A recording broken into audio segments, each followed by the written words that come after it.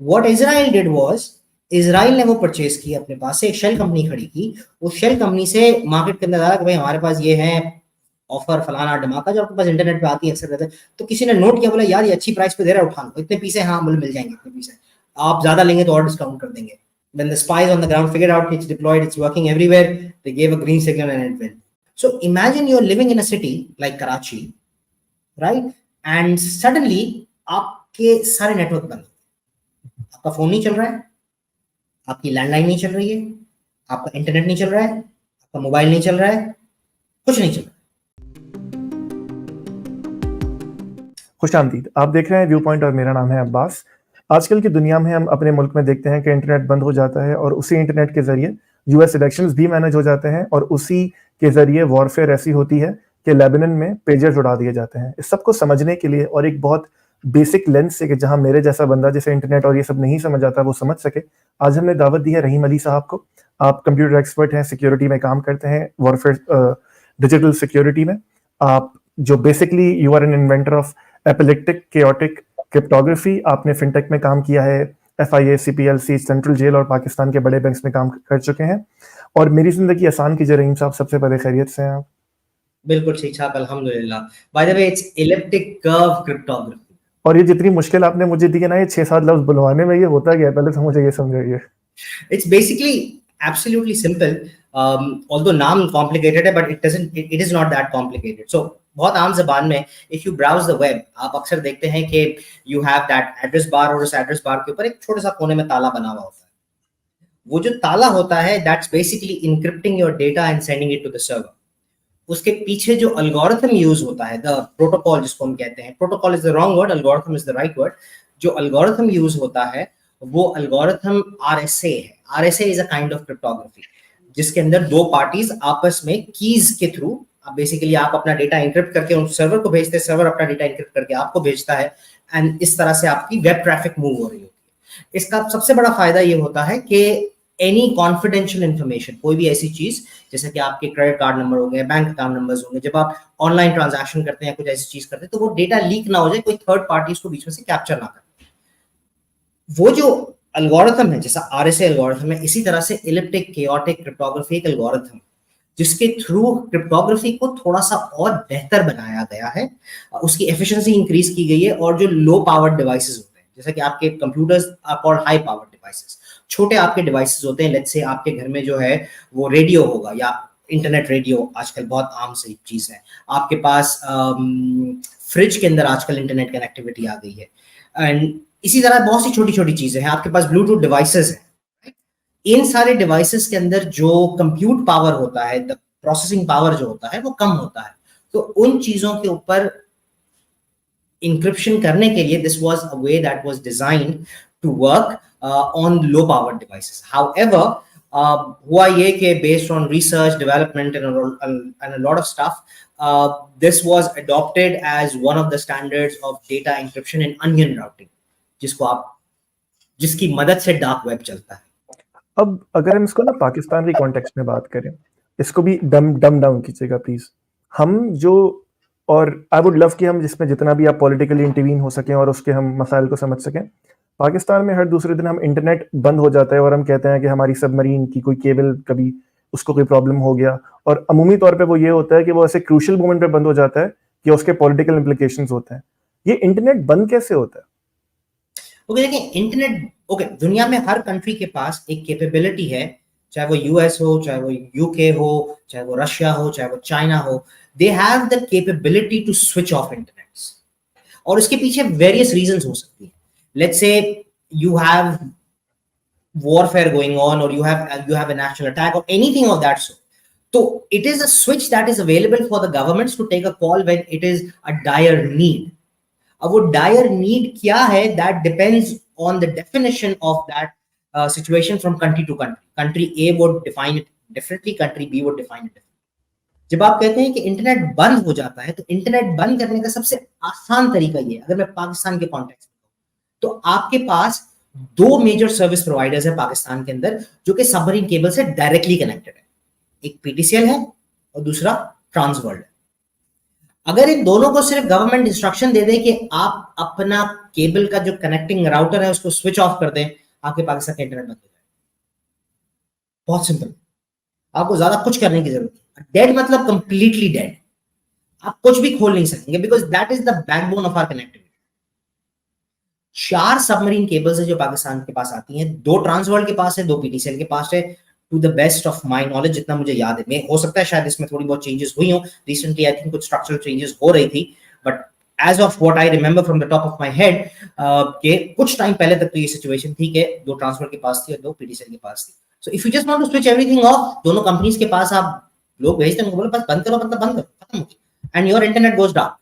You can not connect anything. आप browser में कुछ भी लिख दे, कुछ भी करें, वो ट्रैफिक जाएगी नहीं। बेसिकली आपने नल बंद कर दिया, और जब आपने नल बंद कर दिया है तो ना पानी आ रहा है ना पानी जा रहा है। अगर हम एयरपोर्ट की एग्जांपल मिले तो उन्होंने कहा है कि भाई फ्लाइट्स ग्राउंडेड, तो ना कोई टेक ऑफ कर रहा है ना कोई लैंड कर रहा है, तो ना ट्रैफिक जा रही है ना ट्रैफिक आ रही है।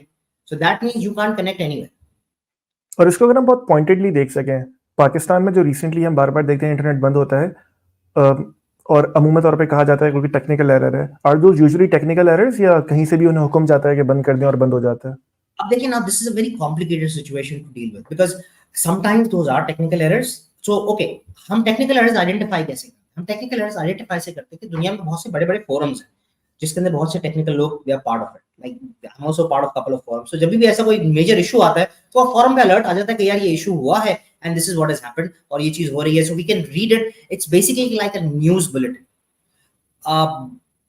I don't know how old are you, but when I started using computers back in 1991, I assume 1990, 1991, उस टाइम पे एक फिनोमेना होता था which was called Usenet.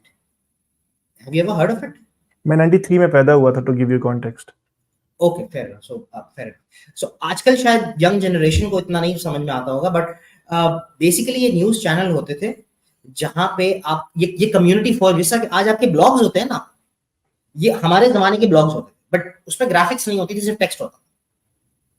It was completely text text text text text, and वो आज भी जिंदा है, आज भी चलते हैं। जो पुराने जितने हम जैसे बाबे हैं जिनको टेक्स्ट से बहुत ज्यादा मोहब्बत होती है, वो उन फोरम्स के ऊपर होते हैं, एंड वो कंटिन्यूअसली हमारे सिस्टम्स के ऊपर चल ही रहे होते हैं। It's sort of like a news bulletin जो हमारे पास आ रहा है, तो हमें मैसेज अपडेट्स मिल रहे होते हैं कि अभी ये हो रहा है, ये हो रहा है, and people keep coming in, and उस फोरम से बहुत सारे लोग होते हैं, तो there is a lot of chatter that is happening. तो हमें वहां से हम चीज पिक कर लेते हैं कि अच्छा ये प्रॉब्लम हुआ है दुनिया में। जहां पे टेक्निकल इशू आता है, वो टेक्निकल फोरम्स के ऊपर अलर्ट आ जाता है हमारे पास कि ये इशू है। इन सम केसेस होता यह है कि देयर इज इंटरनेट शटडाउन, जहां पे हमें कोई टेक्निकल रीजन नहीं मिल रहा ना। इसकी 2 वजह हो सकती, या तो वो टेक्निकल रीजन एग्जिस्ट नहीं करता, या फिर वो टेक्निकल रीजन जो है, that technical reason is an internal technical reason which is happening in Pakistan. Probably it's sort of like at PDCL और Transworld और किसी और ISP के पास या किसी और जगह के ऊपर कोई इशू आ गया है, सो वो है।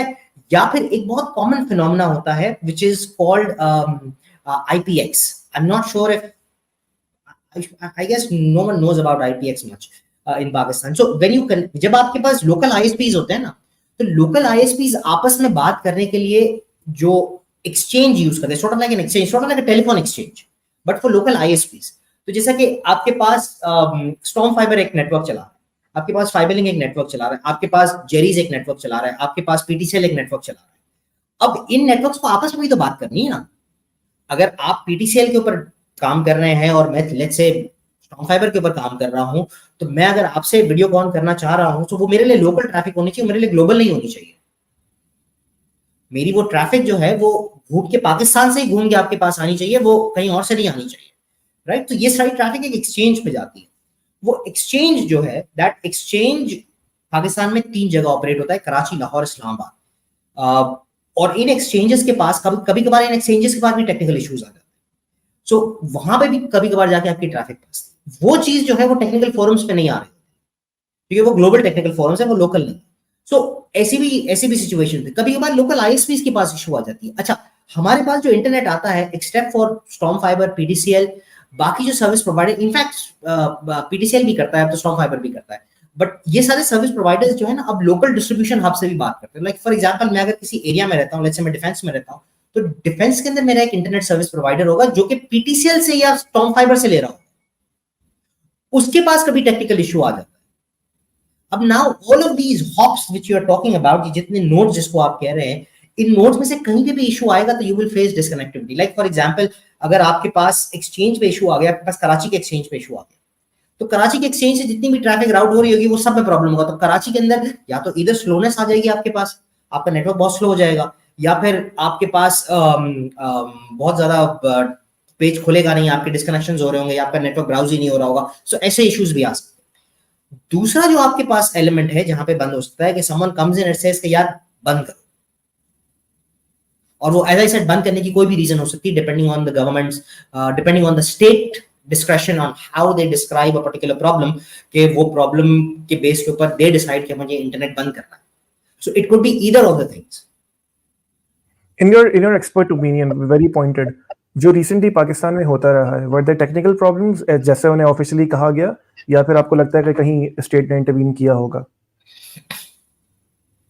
ओके, रिसेंटली पाकिस्तान में एक बहुत इंटरेस्टिंग चीज हुई है। पाकिस्तान में एक नेक्स्ट जनरेशन फायरवॉल इंस्टॉल की गई है, right? Now next generation firewalls have the capability जिसको हम कहते हैं डीप पैकेट इंस्पेक्शन। अच्छा, पैकेट क्या होता है?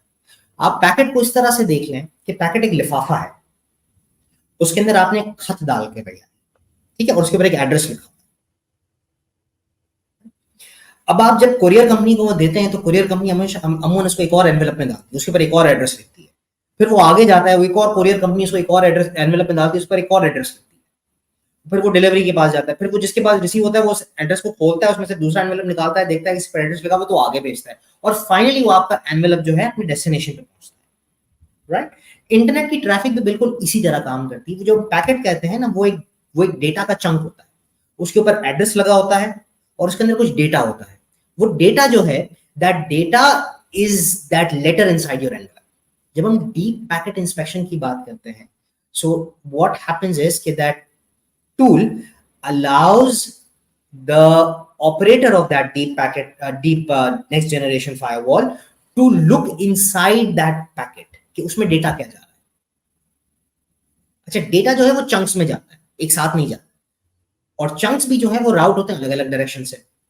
आपका एक पैकेट जो है, लेट्स से वो AT&T के केबल से जा रहा होगा, तो दूसरा शायद आपका जो है वो इत्तेसालात के केबल से जा रहा होगा, बस वो पहुंचेंगे एक डेस्टिनेशन पे, राइट? ये इसी तरह से हो गया कि जैसा कि आपने लेट्स से अपनी वालदा को शायद 2 खत लिखे हैं, आपकी वालदा शायद लेट्स से पाकिस्तान में है, एंड आपने एक खत अपने एक दोस्त को दे दिया, दूसरा खत अपने दूसरे दोस्त को दे दिया, तो ऑल्दो वो एक ही खत का दूसरा हिस्सा है, एक एमिरेट्स की फ्लाइट से गया और एक जो है वो इतिहाद की फ्लाइट से गया, सो ऑल्दो उन्होंने रूट्स अलग अलग लिए, बट दोनों पहुंचेंगे आपकी बात तक।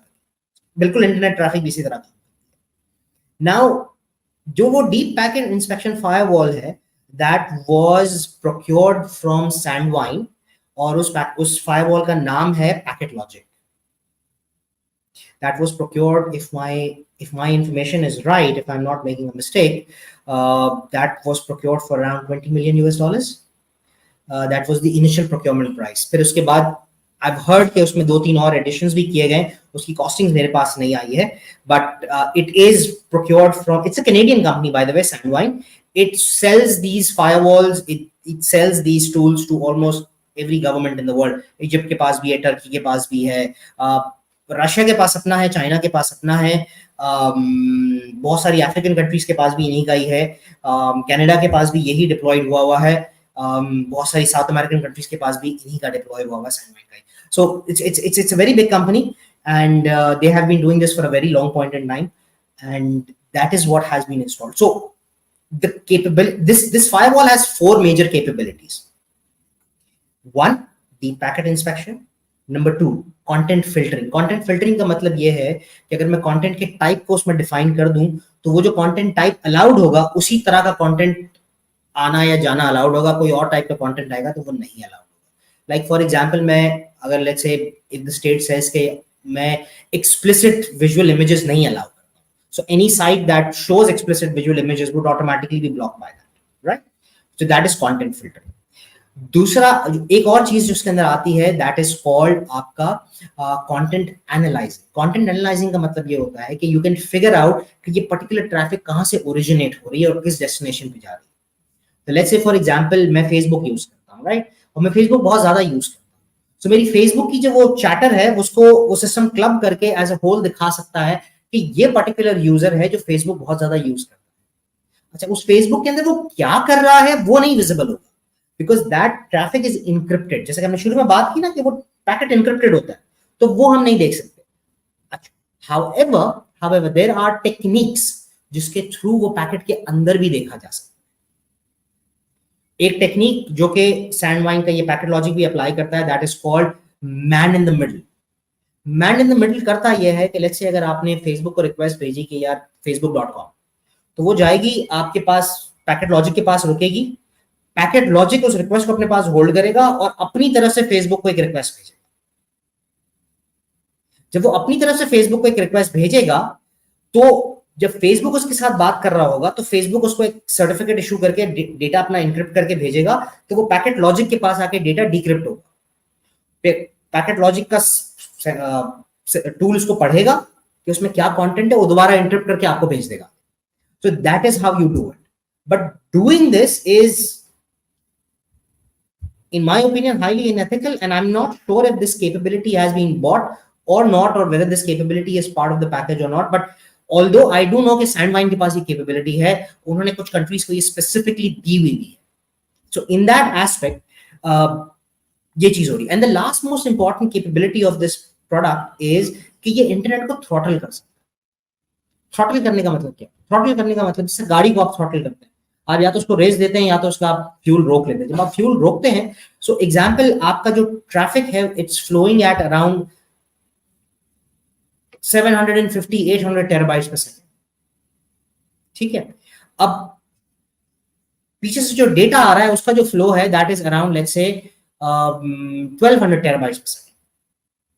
जब 1200 टेराबाइट्स की स्पीड से डेटा आएगा और वो 800 टेराबाइट पर सेकंड की पाइपलाइन से अंदर गुजरेगा, तो बॉटलनेक होगा, right? That is called throttling. So मैं अपनी बैंडविड्थ को कम कर सकता हूं, ज्यादा कर सकता हूं, I can do all of that. That is called internet throttling. Now when you install a new tool, आपको अपने सारे फीचर्स टेस्ट करने होते हैं, आपको फिगर आउट करना होता है कि किस तरह से ये चीज चलेगी। सो मेरी अजम्पशन ये है, because I have not been part of this deployment, although इसकी डिप्लॉयमेंट और मैनेजमेंट इनबॉक्स सॉल्यूशंस के पास शायद आउटसोर्स की गई है, and to the best of my knowledge maybe शायद हो या ना हो, बट व्हाट आई नो कि शायद इनबॉक्स सॉल्यूशंस की गई है। So in that particular aspect वो maybe they are learning, maybe they are testing, and because of that हमारे पास बहुत एड हॉक कनेक्टिविटी आ रही है। इसमें दो बातें, again to dump it down, आपने इसमें एक चीज को खुद एड्रेस किया कि एक चीज है जो कुछ हद तक डेटा डिक्रिप्ट हो सकता है और कभी या कुछ नहीं भी हो सकता। इस पूरी सिचुएशन में पाकिस्तान की स्टेट को देखते हुए, अगर आप पॉलिटिक्स को उस तरह फॉलो नहीं भी करते, लेकिन हालात का तो पता होता है ना, हमारी स्टेट किस तरह चलती है उसका हमें अंदाजा है। Is there a privacy concern? हम जो ये मामला फायरवॉल का हो गया है पाकिस्तान में, हम जो इंटरनेट पाकिस्तान में यूज करते हैं और कोई सेंसिटिव बात कर सकते हैं आपस में, हमें डरना चाहिए? If you ask me logically, looking at the entire context of Pakistan, I believe yes. However, there is one exception in this. One exception. Sorry, मैं वो exception बताना भूल गया। So, आपके पास कुछ applications हैं जो कहती हैं end-to-end encrypted. तो वो जितनी applications हैं जो कहती हैं end-to-end encrypted, उसके डेटा को रीड नहीं किया जा सकता।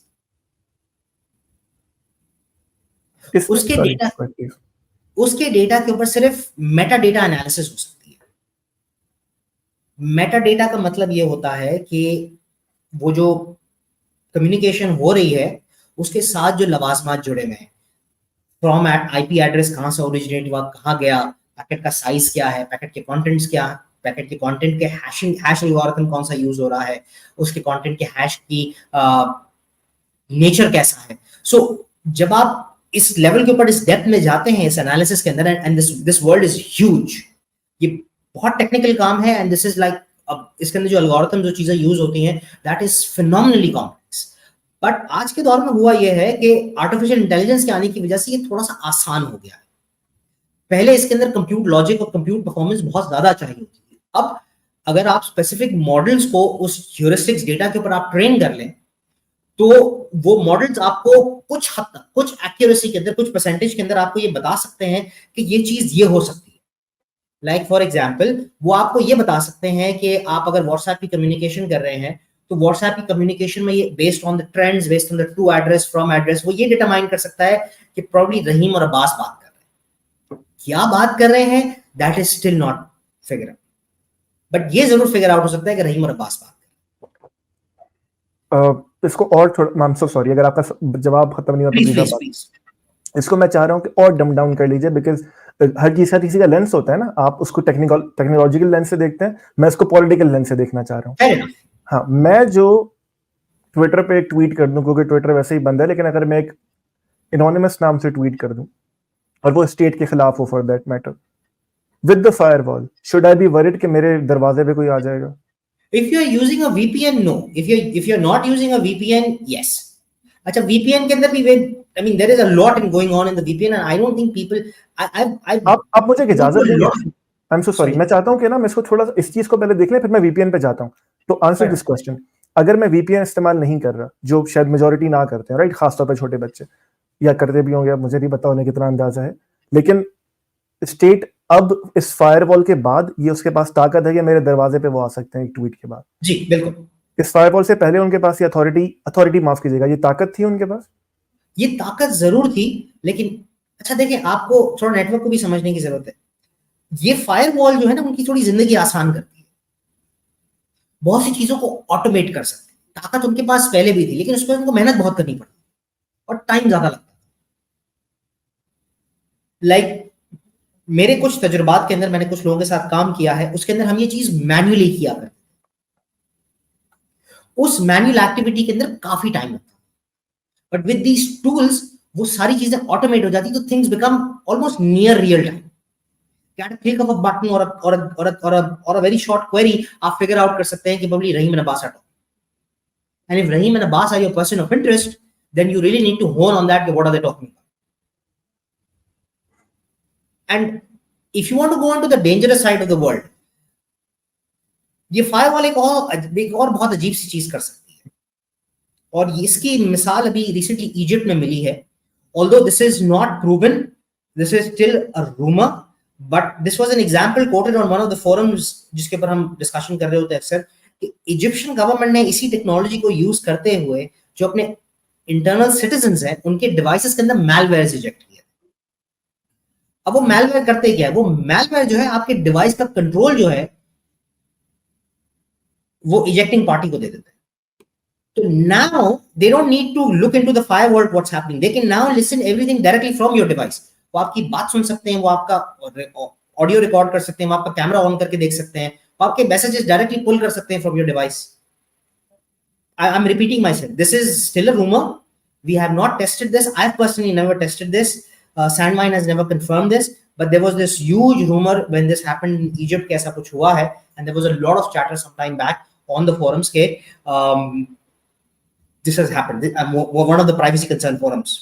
If you Google it, you might find it as well, but not to a level of that depth. You probably need to access Usenet.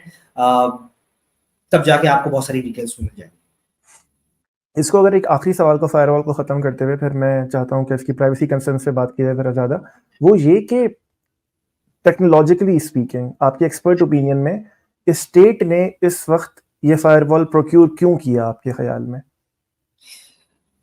देखें, there are two scenarios. If अगर हर किसी की नीयत साफ है and everyone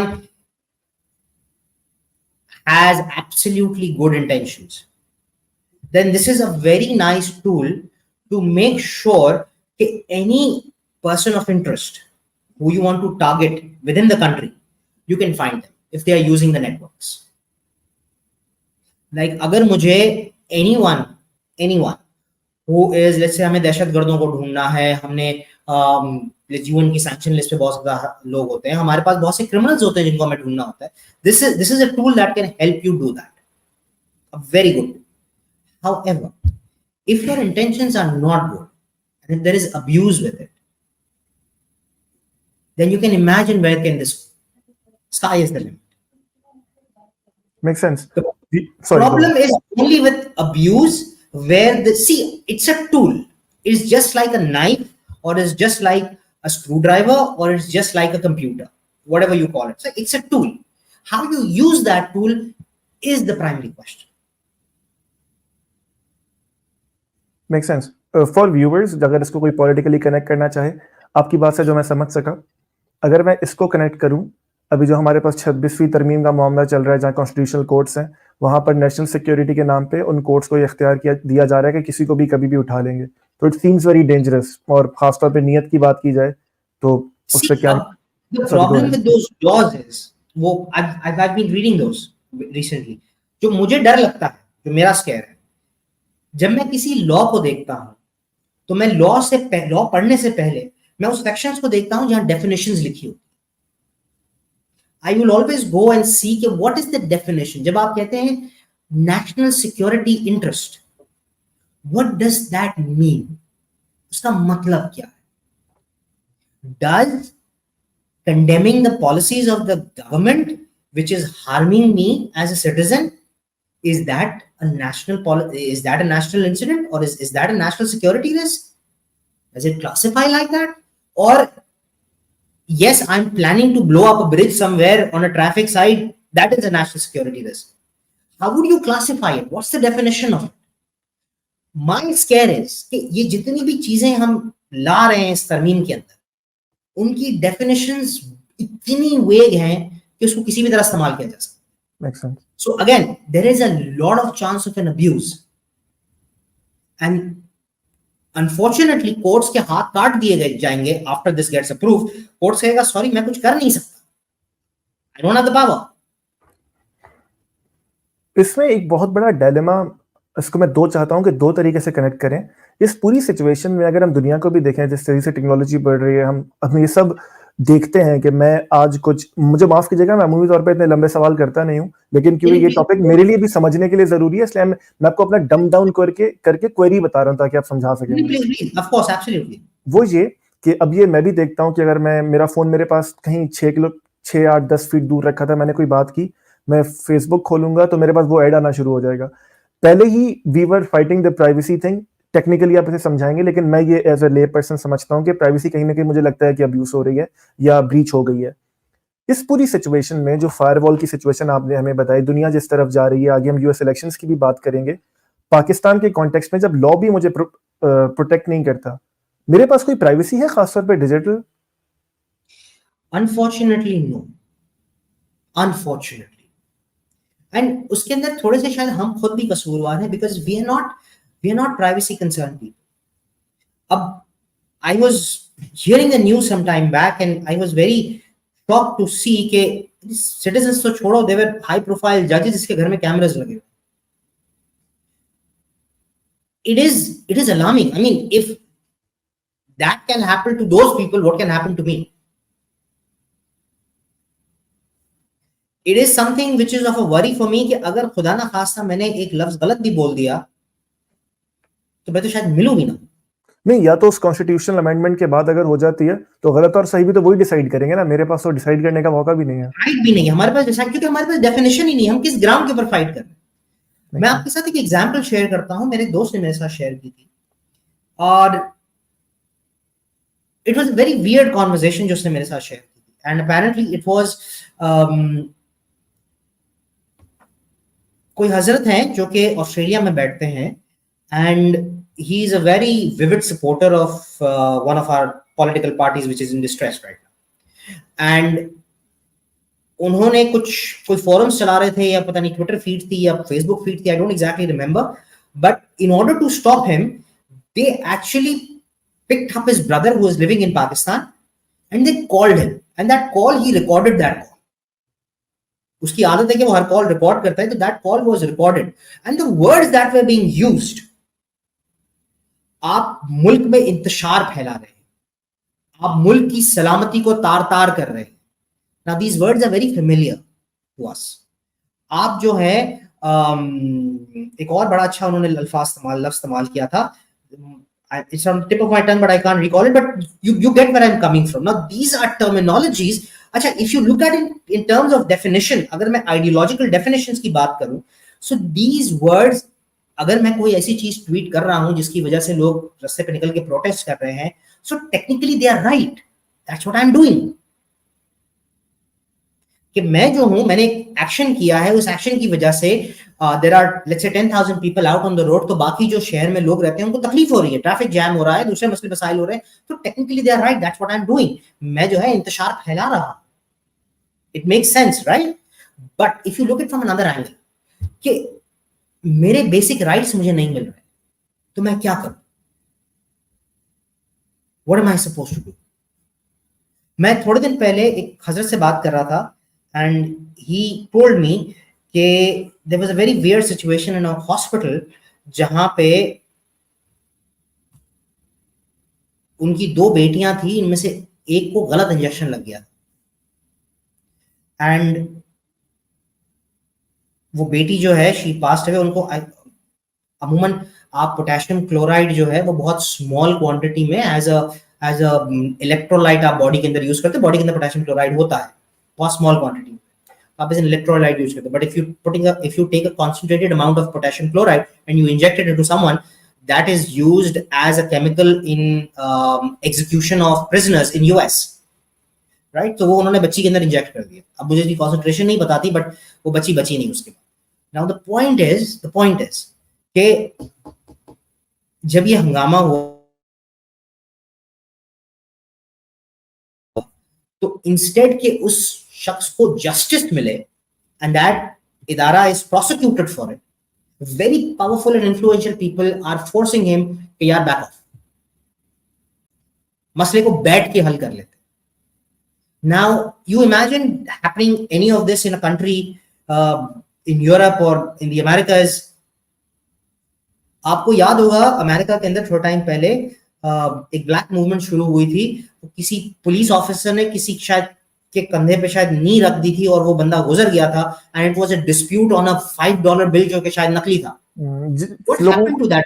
if you allow me, सिर्फ context के लिए, जॉर्ज फ्लॉयड की आप बात कर रहे हैं मिनियापोलिस। जी बिल्कुल, absolutely I forgot the name.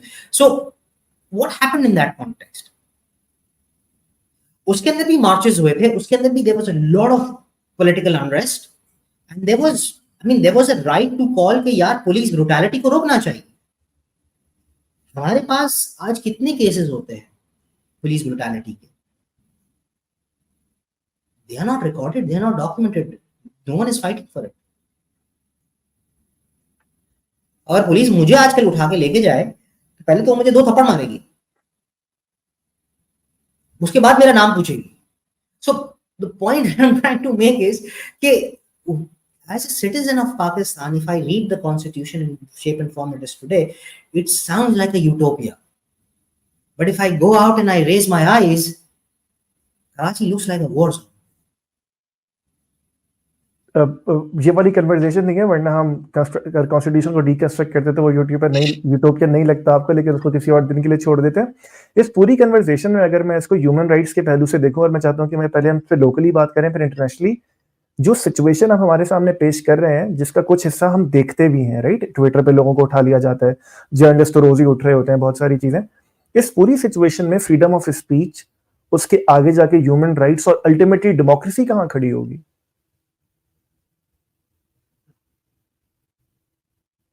That's a very interesting question. But there is actually a mathematical research on democracy. जो आपने democracy का मुद्दा उठाया, it's a very technical topic for me to explain. But when I first saw that, I think there is a TED talk on that as well. TED talk है उसके ऊपर पूरी, और उस TED talk के अंदर समझाया है कि why democracy is actually impractical. But in any case, democracy should be there. मैं आपको एक एग्जांपल देता हूं. I guess this is the best way I can explain it. अभी हाल ही में हमारे पड़ोसी मुल्क के इलेक्शन में a lot of people won the seats, a lot of people lost those seats. जो रूलिंग पार्टी थी उनके बहुत से influential members lost their seats. And मैंने उनमें से एक आध दो के मैं वो सुन रहा था, स्पीचेस सुन रहा था जब उन्होंने सीट हार गए, just to see a context, यार हमारे वाले जब हारते तो क्या कहते हैं और वहां वाले हारते तो क्या कहते हैं. So what I learned is कि जब वो हार गए तो उन्होंने कहा कि भाई हमें बहुत दुख हुआ कि यार जनता ने हमें हमारा साथ नहीं दिया, फलाना ढिमाका, हम दुखी हुए कि जनता ने हमें दोबारा मौका नहीं दिया, and they were apologetic from a perspective कि we were not able to serve you well, that's why you threw us out. Basically the public fired us. यहां पे जब हम यही चीज बात करते हैं, तो जब इमरान खान पावर में आया था तो there was a huge political outcry from the opposition selected. Now that same opposition that was shouting selected, now when they are selected themselves based on various examples which is out there in the media altogether, that outcry disappears. Why is that? If someone else is selected, it's bad. If I am selected, it's good. If I am in power, Pakistan is going to do well. If you're in power, Pakistan is going to be destroyed. That's some line of narrative that I hear every day on the news channels. I don't actually call them news channels. I don't know what to call them actually. This is the bottom line of it. If I'm in power, everything is good. If you're in power, everything is bad. Yeah. देखिए ये तो बहुत generic बात हुई। मैं इसको चाह रहा हूँ कि हम दोबारा उसी लेंस से देखें। जब आप ये बात कर रहे थे ना, तो मुझे वो अमेरिकन प्रेसिडेंट का, वो शायद रोजवेल्ट का वो जुमला याद आया। वो मिडिल ईस्ट के डिक्टेटर को कह रहे थे कि he is a bastard but he is our bastard. तो ये फॉरेन पॉलिसी में तो हम देखते हैं, राइट? ये बाहर भी होता है, जब दूसरे मुल्कों में कू करवाए जाते हैं, सोशल अपब्रिंगिंग्स करवाई जाती है, वो सब समझ आता है।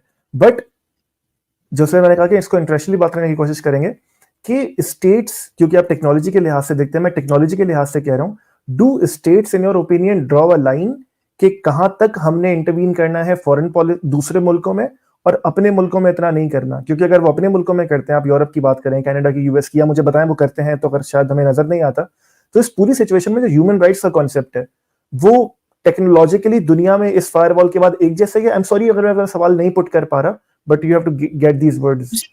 As I said, it's a tool. It's more of like an ethical consideration. Her system के अंदर ना कुछ checks and controls होते हैं. Like I'll give you an example. A long time ago, I was in US. So हमारे बराबर में वाले घर में जो है ना, वो हम आए थे कहीं से घूम करके, हम तो विजिटर्स थे, तो हम घूम करके आए थे, तो देखा भाई पुलिस खड़ी है, काफी सारे लोग खड़े हैं। क्या है वो इशू? भाई हम तुम्हारे पड़ोसी जब घर पे आए तो उनका दरवाजा टूटा हुआ था। तो दरवाजा टूटा हुआ था तो उनके पास सीसीटीवी कैमरा लगा हुआ था। अब जब सीसीटीवी कैमरा लगा हुआ था तो बंदे की फेस बहुत क्लियरली आ रहा था उसमें। अब तो फैमिली पाकिस्तानी थी, they had migrated long time ago, वो भी पाकिस्तानी थी। तो उन्होंने पुलिस को कहा कि यार you have a picture, why can't you just do a facial recognition and find out? तो पुलिस वाला ये कहता है उसको, sorry we don't have authority to run facial recognition in case of a burglary.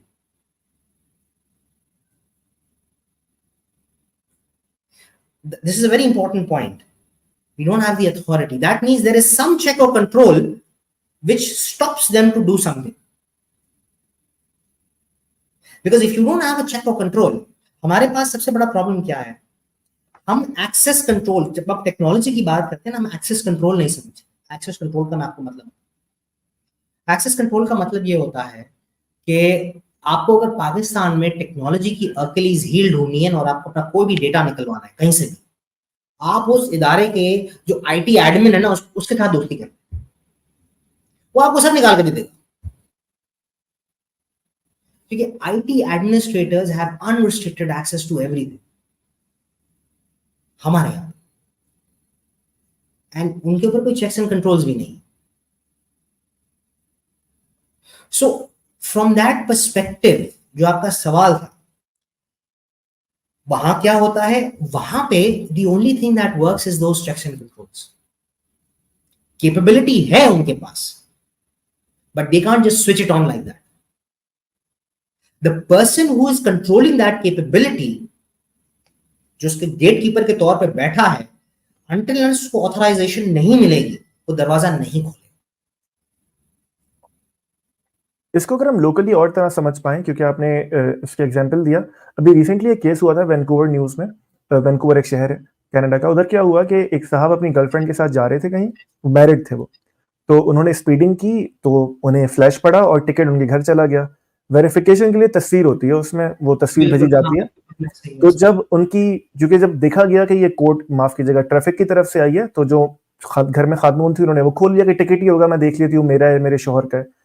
जब उन्होंने देखा तो वो जो शौहर साहब थे वो तो किसी और मोहतरमा के साथ थे। तो टिकट तो उन्होंने $200-300 का जो भी था वो उन्होंने पे किया, क्योंकि उनकी मैरिज डिस्टर्ब हो गई। उन्होंने स्टेट को सू कर दिया कि आपकी वजह से मैं कुछ भी कर रहा था, मेरी प्राइवेट लाइफ थी ना, ये जो आपके एक सिस्टम की वजह से मेरी मैरिड लाइफ तो खराब हो गई। उन्होंने स्टेट को सू कर दिया। इस पूरी सिचुएशन में ये जो एथिकल बाउंड्रीज हैं कि कहां पे स्टेट की पावर खत्म होती है और कहां पे मेरी पावर शुरू हो जाती है, इसको इस फायरवॉल के बाद या ओवरऑल पाकिस्तान की टेक्नोलॉजिकल स्फीयर में मैं किस तरह देखूं?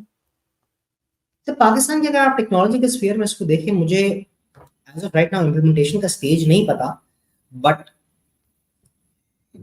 अगर आप कंट्रोल्स लूज कर देंगे तो people who are sitting, who has access to the keyboard and the screen which is connected to that system, would have unrestricted access to a lot of things, and they can do a lot of, I mean, they can dig out a lot of information around. Now, how can that information be used? मैं आपको एक example देता हूं, आप शायद इसको समझ सकते। बहुत इजी, एफबीआर ने नया नया सिस्टम लगाया था आइरिस का ऑनलाइन टैक्स रिटर्न्स फाइल करने। ये शायद अर्ली 2000s की बात है, if my memory is not mistaking, मुझे एग्जैक्टली याद नहीं है। बट उस टाइम पे हुआ ये कि जब आप टैक्स रिटर्न फाइल, जब बिजनेसमैन और जो सोल प्रोप्राइटर्स थे टैक्स रिटर्न फाइल करते थे, ये जब इनके घर पे जो है वो भत्ते की पर्ची आना शुरू, और वो भत्ते की पर्ची वालों को एग्जैक्टली पता होता था कि आपने कितने का रिटर्न फाइल किया है और आपके पास कितने पैसे पड़े। अब आप, I guess you can connect the dots. One of my very good friends, he is migrated from Pakistan, वो उसके बाद बिजनेस बंद करके चला गया यहाँ से। उसके साथ ही एग्जैक्टली हुआ। वो कह रहा है, रहीम मेरे बैंक अकाउंट में कितने पैसे पड़े, मुझे पर्ची पे लिख के दिया है कि मेरे यहाँ पे बैंक अकाउंट है, उसमें इतने पैसे पड़े। और ये एग्जैक्टली वही नंबर है जो मैंने अभी टैक्स रिटर्न में फाइल किया है 4-5 महीने पहले। So you can imagine what's happening. इसको अगर मैं इंटरनेशनली देखूं, जिस तरह ओवरऑल ह्यूमन राइट्स की बात होती है, इस तरह मुझे एजुकेट कीजिएगा, तो यूएन चार्टर के जरिए दुनिया ने अलग पैक्ट्स किए हैं कि अल्टीमेटली अगर पाकिस्तान में या किसी भी और स्टेट में अगर उनका हुक्मरान कुछ ज्यादती कर रहा है, तो दुनिया की पावर्स के पास, उसे R2P कहते हैं, responsibility to protect UN charter में, कि वो फिर जो दुनिया की ताकतें हैं ना, वो इंटरवीन कर सकती हैं। इसी को बुनियाद बना के इराक में गए थे, इसी को बुनियाद बना के अफगानिस्तान में गए थे। तो जिस तेजी से अब डिजिटल लैंडस्केप में हमारी प्राइवेसीज ब्रीच हो रही हैं, डू वी हैव, या is the world powers thinking about कि यार इस तरफ अब we might have to make pacts about it? क्योंकि मैं इसमें सिर्फ एक कमेंट करूं, सो सॉरी, सवाल पूरा कर लूं, क्योंकि अगर वो नहीं होता लोकली या इंटरनेशनली, तो फिर ह्यूमन राइट्स तो ऑन पेपर ही रह जाएंगे सबके पास। सर अनफॉर्चुनेटली बस इस दुनिया में ह्यूमन राइट्स ऑन पेपर पर ही है। I'll give you an example. ये जो नैरेटिव होता है ना कि हमने जो है ह्यूमन राइट्स को बचाने के लिए अफगानिस्तान में गए, इराक में गए, ये नैरेटिव कौन सेट करता है? The powers, obviously. No. This narrative is set by media. Election, जो किसी भी कंट्री का प्रेसिडेंट है, आर्म फोर्सेस है, जो भी इलेक्टेड नॉमिनेट है, जिसने जंग करनी है, वो लोगों के घर पे पर्ची तो नहीं भिजवाता कि मेरा ये मौकफ है। वो मीडिया के थ्रू कम्युनिकेट है। मीडिया डिसाइड करता है कि नैरेटिव क्या होना चाहिए। मीडिया डिसाइड करता है कि जो ये इन्वेजन करने जा रहा है ये मुल्क, ये सही है या गलत है। Media is the one who decides. So if Russia invades Ukraine, it's a war against humanity. If Israel invades Gaza and killing children, they are fighting terrorists and no one is stopping them. लेकिन रहीम साहब, तो आप charter की बात कर रहे हैं ना, that is now only based on national interest. There is no charter left, unfortunately. There is a conversation happening in UN right now जिसके अंदर ये बात हो रही है कि यार what can we do to rationalize these veto powers, because these veto powers are causing so much disruption. अगर इजराइल के अगेंस्ट कोई रेजोल्यूशन लाना चाहता है तो यूएस वीटो कर देता है, अगर कश्मीर के अगेंस्ट हम कोई रेजोल्यूशन लाना चाहते हैं तो कोई और वीटो कर देता है, and this is what's happening. So conflicts are not getting solved. I mean, Abbas, you would find it very difficult कि UN का formation हुआ था to stop these wars and conflict. सही है? मैं आपसे दो बातों पे मुखालफत करता हूं, लेकिन आप अपना पॉइंट मुकम्मल कर लें, फिर हम इस पे बात करते हैं. ठीक है. So UN का जो establishment है वो हुआ था to stop wars and conflicts. As of today, there are 58 conflicts that are happening in this world. 58. My simple question is, which I ponder out always, what is UN doing around? इसका जवाब मैं आपको देता हूं. Being the devil's advocate. पहली बात, जहां आपने मीडिया की बात की, being a person जिसने कैरियर, मैं इंजीनियर हूं बेसिकली, राइट, सिविल. मैंने मास्टर्स करने के बाद फ्लिप किया, तो उसको मैंने बहुत गहराई से देखा. जब आपने मीडिया की बात की ना, मैं सिर्फ आपके सिर्फ व्यूअर्स के लिए, कि आपने सही कहा कि media becomes the face of narratives, right. उसके पीछे the powers that be, they control the state media. हमारे पास तो 36,000 चैनल्स हैं. यूरोप में, अमेरिका में तो 3-4 चैनल्स हैं, 2 ऑपोजिशन के होते हैं, 2 स्टेट के होते हैं, वही पॉलिसी ड्राइव कर रहे होते हैं. तभी आप देखें ना, अगर आप डेमोक्रेट्स की हुकूमत है तो फॉक्स न्यूज को सब कुछ बुरा लगेगा और सीएनएन को, सीएनबीसी को सब कुछ अच्छा लगेगा. यही फ्लिप हो जाएगा, यही फ्लिप हो जाएगा. तो इसलिए मीडिया मेरे ख्याल में becomes the face of it. लेकिन द पावर्स दैट बी, जो जैसे आपने कहा नेशनल इंटरेस्ट जहां पे जा रहा होता है, फॉरेन पॉलिसी जो बनाती है वो उसको बनाते हैं. यूएन की बात जो आपने की, जो शायद एक पर्सपेक्टिव आपको नया देखने को मिले, कि ऑन पेपर तो शायद यही बात थी जब लीग ऑफ नेशंस बनी उसके बाद यूएन. लेकिन अगर आप यूएन की फॉर्मेशन देखें और वीटो पावर्स को देखें, तो जिन्होंने सेकेंड वर्ल्ड वॉर जीती थी वही are at the helm of affairs. उन्होंने दुनिया को छोटी सी खुद मुख्तारी दे दी है, और जिस तरह दुनिया पहले कॉलोनाइज होती थी उसका सिर्फ फॉर्मेशन चेंज हो गया. हम तो अभी भी कॉलोनाइजर्स हैं. फिलोसफी में, हिस्ट्री में आज तक ये बहस होती है कि व्हाट हम वाकई आजाद हैं कि नहीं. खैर, इसको छोड़ते हुए अगर आपने कुछ कमेंट करना तो कर दीजिए, वरना मैं आगे चलता हूं. This is a very long conversation कि हम आजाद हैं नहीं हैं on this. I agree with you on this कि this has become a problem कि over. अच्छा, पहले शायद इतना visible नहीं था. पहले ये mostly ideological conversations थी. अब today, looking at the world in today's context, it is now visible. Even a layman can understand that this is what is happening. पहले probably the elite or very senior academics would understand कि यार this is an ideological problem and this would lead out to a situation like this, and they were absolutely right. Look at the world around us, it's leading out to a situation like this. So I agree with you कि this is what has happened. But coming back to our topic, कि what has happened is कि ये जो tools या जितनी भी ये technologies हैं, these technologies were actually built to solve a problem that we were facing as people जिनके ऊपर शायद थ्रेट्स होते थे या हमारे नेटवर्क इंट्रूजन होते थे. We wanted to figure out कि यार how is all of this working, कौन आ रहा है, क्या आ रहा है. We don't have eyes and ear and we can't figure out कि जिसको हम रोक सकें. So we built all these tools. Now when we built all these tools, other people also realized कि यार इससे तो ये भी हो सकता है, इससे तो ये भी हो सकता है. लाइक मैं आपको एक कॉमन एग्जांपल देता हूँ. एक टूल हम यूज करते हैं नेटवर्किंग के अंदर, and everyone in the networking world will understand it. It's called Nmap. Nmap is network map. Nmap का टूल ये करता है कि वो आपके नेटवर्क को स्कैन करता है और जो आपके पास सिस्टम्स उस पर काम कर रहे हैं उसका डेटा, उसके ऑपरेटिंग सिस्टम, उसके कौन से पोर्ट्स ओपन है, उस पर क्या सर्विस यूज हो रही है, वो आपको बताता है. बहुत सिंपल सा टूल है. It's very simple thing to do. और भी बहुत सी चीजें हो सकती है उसके साथ, बट बेसिकली उसका ये काम, इस बेसिक काम के अंदर ये नेटवर्क इंजीनियर्स बहुत यूज करते हैं. सो जब आप इसको दूसरी साइड पे देखें दुनिया की, मैंने एक नेटवर्क को इंट्रूड करना है, मैंने एक नेटवर्क के अंदर घुस, तो सबसे पहले मुझे रिकॉनेसेंस करनी होगी, मुझे फिगर आउट करना होगा वहां हो क्या रहा है. तो I am using the same tool to start my network reconnaissance कि यार उसके नेटवर्क पे है क्या. As I said, it's a tool. The way you use it determines के either it's good or bad. A tool is a tool. It's just a tool. It was designed, it was developed to solve a problem. आप यकीन मानिए जब computers design में थे, जब 1991 के अंदर मेरे वालिद साहब ने मुझे पहला कंप्यूटर लेके दिया था, इट वाज अ 386. उस टाइम पे मोडेम्स भी पाकिस्तान में इतने कॉमन नहीं हुए थे. दैट वाज अराउंड इन 1995 जब मोडेम्स आना शुरू हुए और हमने पहली बार इंटरनेट की दुनिया में हमने कदम रखा. 1991 के अंदर there was no concept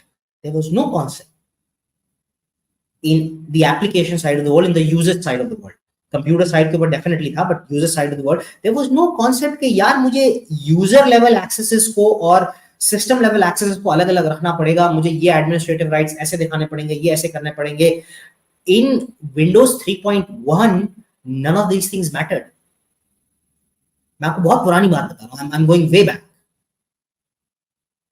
आज जो है वो हम सोच भी नहीं सकते कि हम इन दोनों चीजों को मर्ज कर दें गलती से भी. आपको याद होगा क्राउडस्ट्राइक का भी एक बहुत बड़ा इंसिडेंट हुआ था, आधी दुनिया बंद हो गई थी. उस इंसिडेंट के अंदर माइक्रोसॉफ्ट भी प्रॉब्लम में आया, क्राउडस्ट्राइक भी प्रॉब्लम. एंड था क्या उसके अंदर प्रॉब्लम? बहुत सिंपल सा प्रॉब्लम. एक एक्सेप्शन जनरेट हुई थी, एक प्रोग्राम के अंदर एक एरर आया था जिसको पकड़ नहीं सके थे, जिसकी वजह से कंप्यूटर बोला सॉरी मुझे नहीं पता क्या करना, मैं रुक गया, मैं काम नहीं कर. वो जो ब्लू स्क्रीन ऑफ डेथ है, दैट बेसिकली टेल्स, कंप्यूटर कहता है कि मैं काम नहीं कर, मुझे नहीं पता. That's exactly what is saying. अब there are two schools of thoughts happening over here. There is a case going on US के अंदर इसके ऊपर. Microsoft is also a party to. उनको ये कहा गया कि भाई आपने इसको प्रॉपर्ली क्यों नहीं हैंडल किया. माइक्रोसॉफ्ट का मौकफ ये है कि भाई मैंने तो प्रॉपर्ली हैंडल किया, तभी तो मैंने ब्लू स्क्रीन ऑफ डेथ दी कि सिस्टम रुक गया. अभी समझ में नहीं आ रहा है क्या करना. तो अब लोग कह रहे हैं कि भाई वो ब्लू स्क्रीन ऑफ डेथ आप क्यों दे रहे हैं, आप उसको प्रॉपर्ली एग्जिट करा के रीबूट करके उस चीज को डिसेबल करें अगर वो प्रॉब्लम कर रही है. आपका काम है कि सिस्टम को ऑपरेशनल रखना, आपने वो चीज फॉल्ट की. So now see, now again in the world of computers this is also a battle of ideas.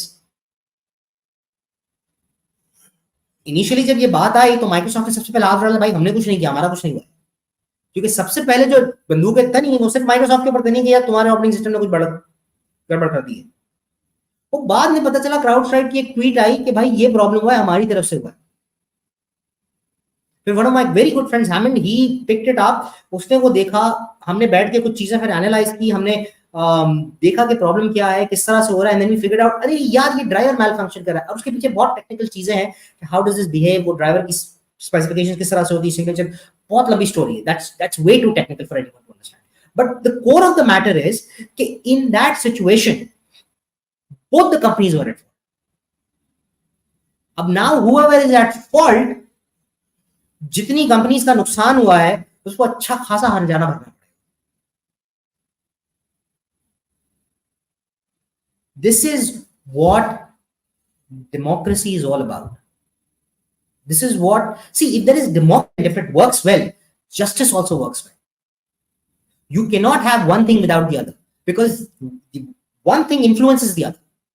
अगर जस्टिस बहुत स्ट्रांग है तो डेमोक्रेसी ढंग से काम करेगी. अगर जस्टिस स्ट्रांग नहीं है, डेमोक्रेसी काम नहीं करेगी. अगर डेमोक्रेसी बहुत स्ट्रांग है तो जस्टिस काम करेगा. अगर डेमोक्रेसी स्ट्रांग नहीं है तो जस्टिस भी काम नहीं करेगा. एंड अगर आप इसको दोबारा घुमा के अभी जो तरमीम हो रही है उसके कॉन्टेक्स्ट में लेके आए, and if you read it you will find out what I am talking about.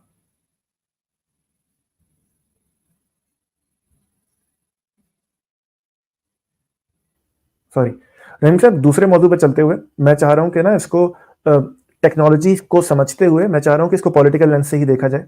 वो ये कि हम अमूमी तौर पे वीपीएन इस्तेमाल कर लेते हैं पाकिस्तान में रहते हुए, उस पर ट्विटर भी चल जाता है. तुरफा तमाशा ये है कि वीपीएन बंद है लेकिन हमारे वजीर आजम ट्वीट कर रहे होते हैं, ट्विटर बंद है उसके बाद भी.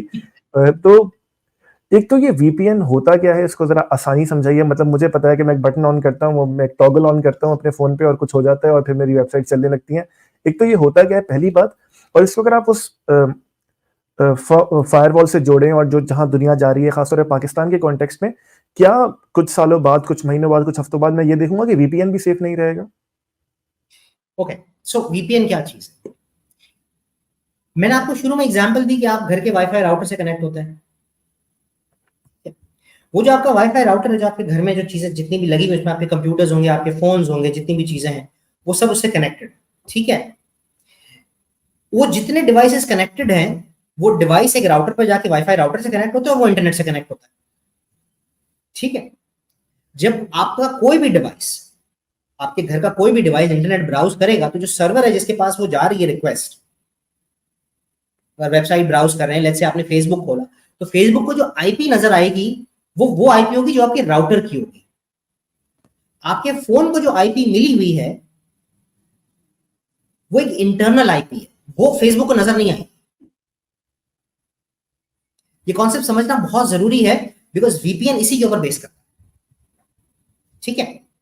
तो वो जो इंटरनल और एक्सटर्नल आईपीस की जो गेम है, यहां पे वीपीएन चलता है। ये जो इंटरनल आईपीस हैं आपकी, ये आपका एक इंटरनल नेटवर्क कहलाता है। Now this network is your private network. इस नेटवर्क के अंदर आपकी मर्जी के बगैर, जब तक राउटर के ऊपर स्पेसिफिक परमिशंस नहीं दी हुई हो, कोई अंदर नहीं आ सकता। अच्छा, जब आप वीपीएन ऑन करते हैं तो आप करते क्या? जब आप वीपीएन कनेक्ट करते हैं, अब आप आपका जो घर का नेटवर्क है इसको आप थोड़ा बड़ा करें। अब आप एक कॉर्पोरेशन बना लें, आप एक इदारा बना लें। लेट्स से आपने एक बहुत बड़ा इदारा बना लिया कॉल्ड,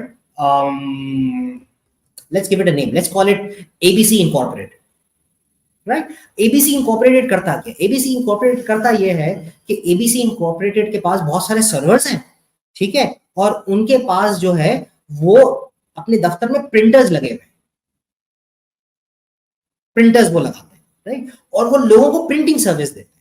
अब वो प्रिंटिंग सर्विस कैसे देते हैं? लोगों को कहते हैं कि भाई आप मेरे नेटवर्क से कनेक्ट हो जाओ,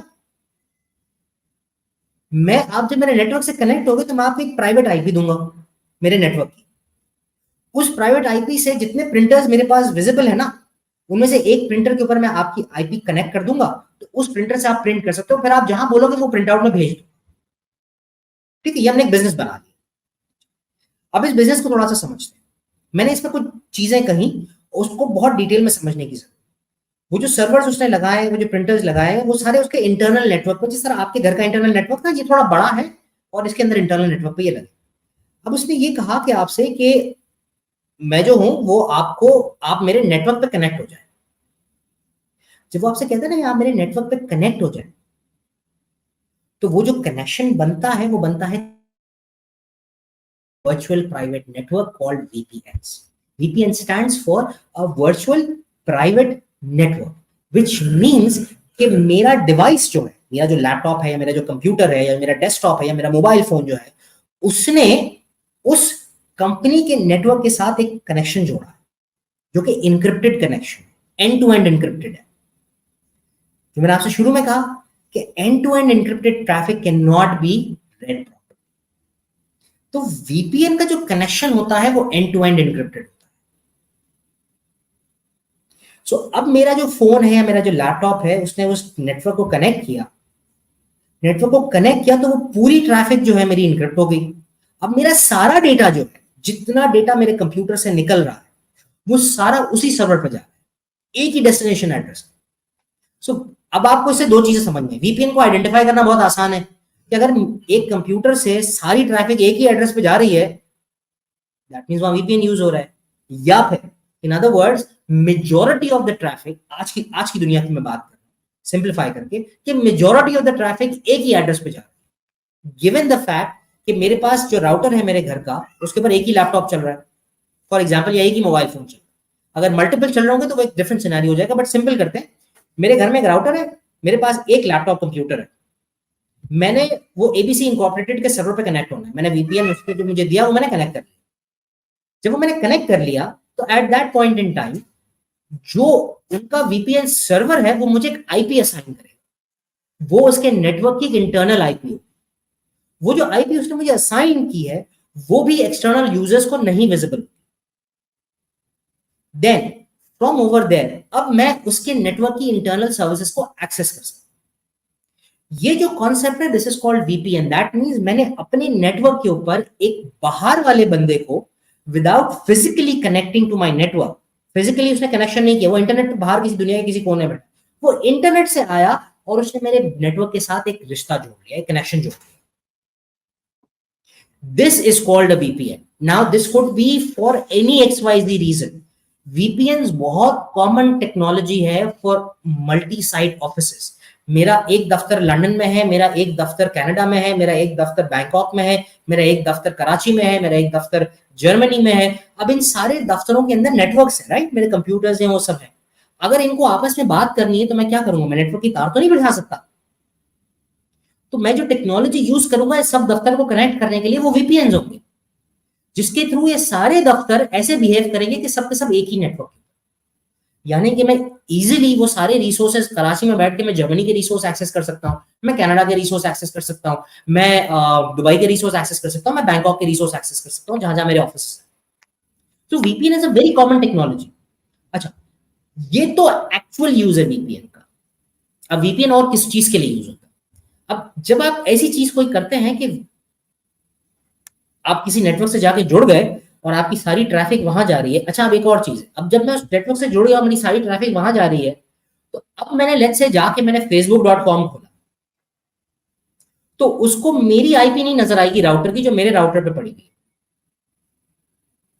अब उसको आईपी नजर आएगी उस सर्वर की जहां से वो इंटरनेट की ट्रैफिक एग्जिट कर रही है, क्योंकि मैं किसी नेटवर्क पे जुड़ा हुआ हूं, राइट। उस नेटवर्क के अंदर एक राउटर लगा होगा जो कि इंटरनेट से बात कर रहा होगा, तो उस राउटर के ऊपर कोई पब्लिक आईपी होगी, तो अब फेसबुक को वो पब्लिक आईपी नजर आएगी, ना कि मेरी जो आईपी कराची की है। तो अगर लेट्स से मैं जर्मनी से कनेक्ट हुआ हूं, तो और जर्मनी से मैं अगर अपने जर्मनी के ऑफिस से कनेक्ट हुआ हूं और मैं फेसबुक ब्राउज कर रहा हूं, तो मेरे पास जर्मन फेसबुक खुल जाएगा, क्योंकि फेसबुक को नजर आएगा कि ये तो ट्रैफिक जर्मनी से आ रही है, तो उसको जर्मन लैंग्वेज में।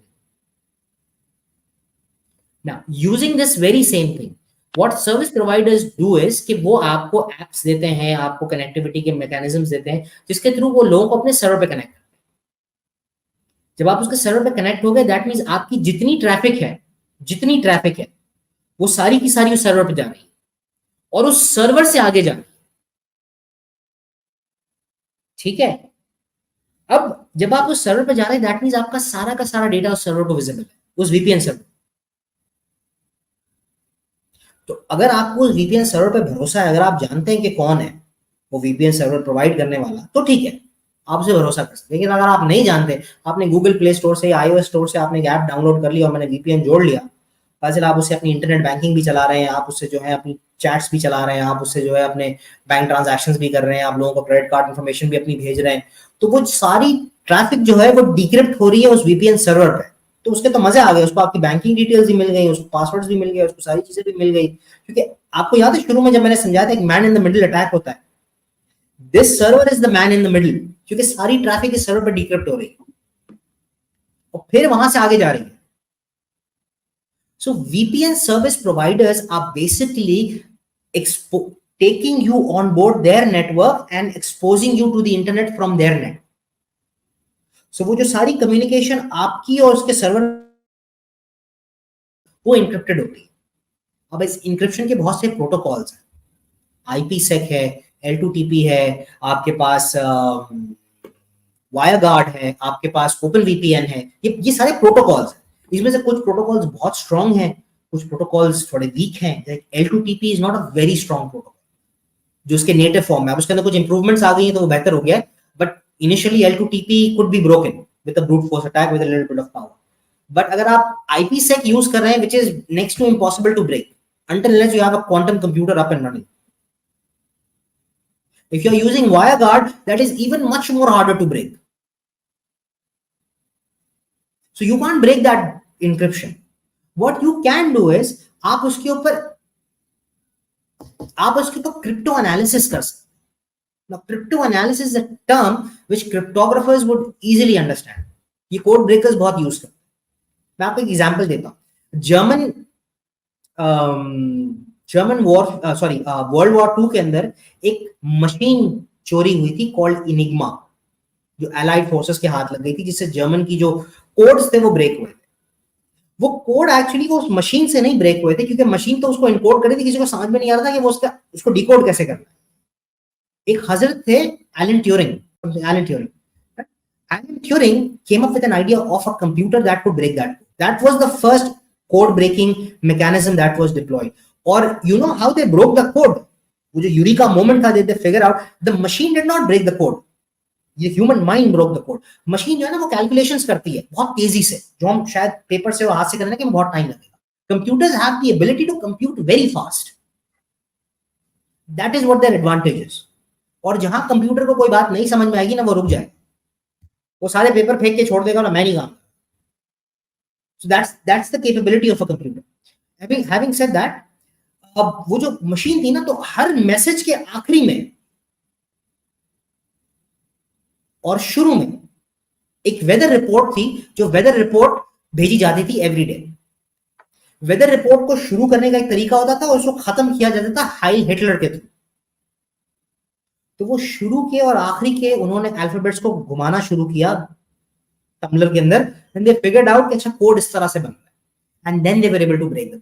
चूंकि वो आउटपुट सेम आता था, I am actually dumbing it down to a level के पीपल कैन अंडरस्टैंड। थोड़ा सा और कॉम्प्लिकेटेड है, बट मैं इसको बहुत ही ज्यादा डम डाउन कर रहा हूं। एंड सो होता यह था कि वो चूंकि वो पैटर्न सेम आता था, they were able to figure out, क्योंकि उनको पता था कि वेदर रिपोर्ट टुडे का इंक्रिप्टेड वर्जन ये है और हाई लिटरेट का इंक्रिप्टेड वर्जन ये है। सो जब मैं इसको डिकोड करूंगा तो उसके जो कॉरेस्पॉन्डिंग मैचिंग कैरेक्टर्स हैं जो मैंने इंक्रिप्शन में यूज किया, I can tumble back and I can figure out कि क्या यूज हो रहा है, कि एच की जगह मैं क्या यूज कर रहा हूं, प्रॉब्ली एच की जगह मैं एक्स यूज कर रहा हूँ। That also becomes an encryption. So encryption के anyways, so the point was that's how they broke it.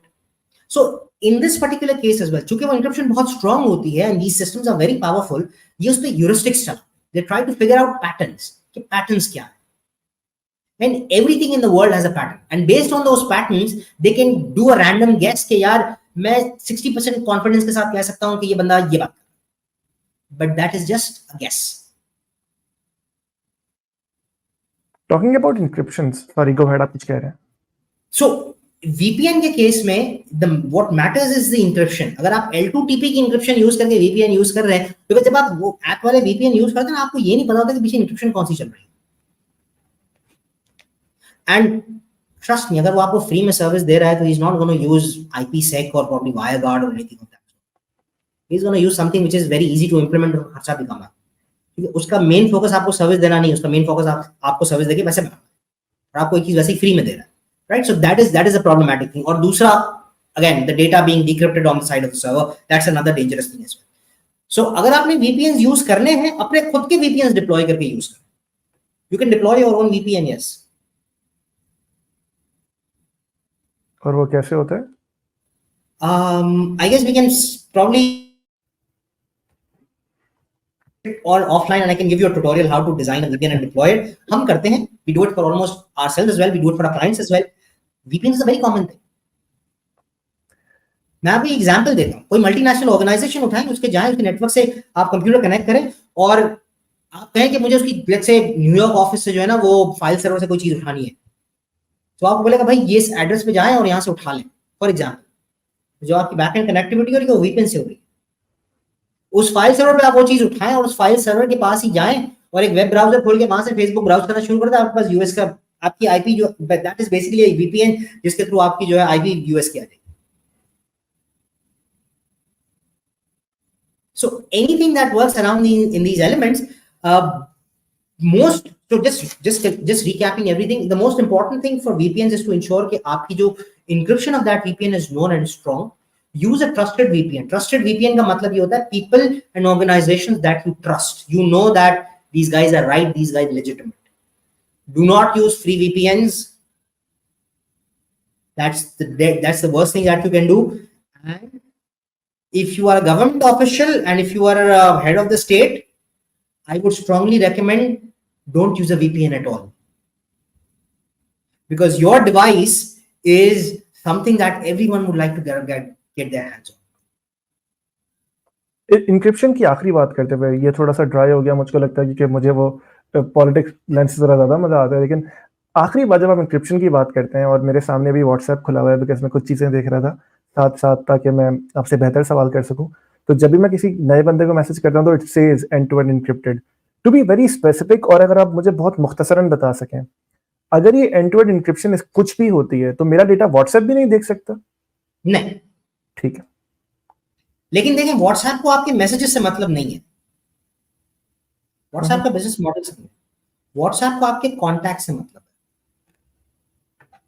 जब आप व्हाट्सएप कनेक्ट करते हैं तो आपकी पूरी कॉन्टैक्ट डायरेक्टरी व्हाट्सएप के पास है। That is how they figure things out.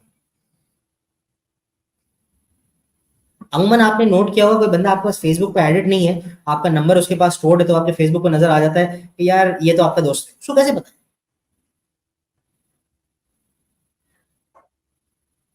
Because what they do is understand how Facebook's marketing algorithm works. Facebook system identifies social influencers. अच्छा, हमें नहीं पता होता कि हम सोशल इन्फ्लुएंसर हैं या नहीं. People with a very large number of connections and they have that interaction with that connections on a daily basis or on a very periodic basis, all of those people are influencers. चाहे वो माने या ना माने. मैं आपको example दे रहा हूं. आपके पास एक बंदा है, ठीक है, वो क्या करता है? वो करता ये है कि वो सिग्नल पर खड़े होकर अखबार बेचता है. उसके पास एक मोबाइल फोन है और आप उसने आपका हर उसका अखबार बेचने का तरीका ये है कि वो हर बंदे को अखबार देता है और उसका नंबर लेके अपने मोबाइल में स्टोर कर लेता है. हर बंदे को अखबार देता है, हर बंदे को अखबार देता है, उसका नया बंदा आता है, उसका नंबर लेके अपने मोबाइल में स्टोर कर लेता है. That's his business model. ठीक है, एक एग्जांपल के तौर पर इन 6 months time he will be an influencer. क्यों? क्योंकि वो जिस सड़क पे खड़ के अखबार बेच रहा है वहां पे वो सारे लोग रोज गुजर रहे हैं, तो उससे कांटेक्ट में रोज आ रहे हैं.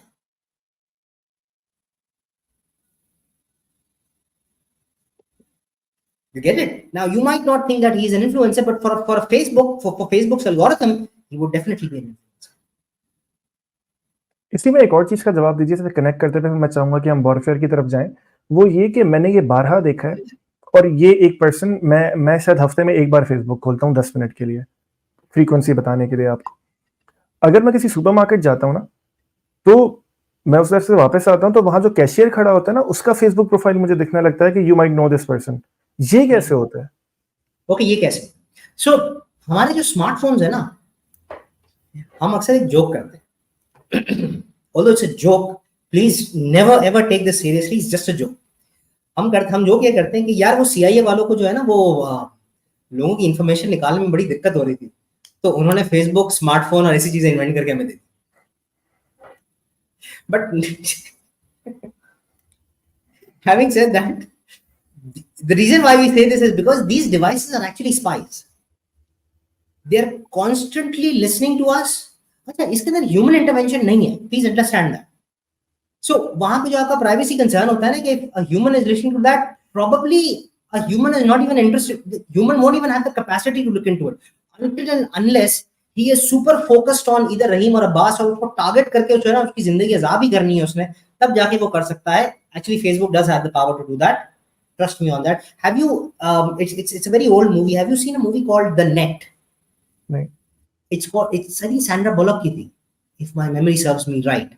उसके अंदर उसकी जो ऑनलाइन आइडेंटिटी थी, दैट वाज स्टोलन, एंड वो रूथ बन गई थी, और वो पूरे मुल्क में भागती फिर रही थी कि मैं रूथ नहीं हूं, मैं some other name of some that sort.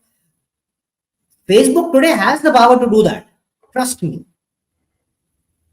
वो आपकी जिंदगी आसान कर दे, और आप लोगों को बताते फिर मिन्नतें करते रह जाए कि ये मैंने नहीं किया, भैया ये मैं नहीं. एक चीज मुझे बताइएगा. अगेन, मेरा वो जब भी कोई ऐसी बात होती है ना, मेरा पॉलिटिकल लेंस जाग जाता है.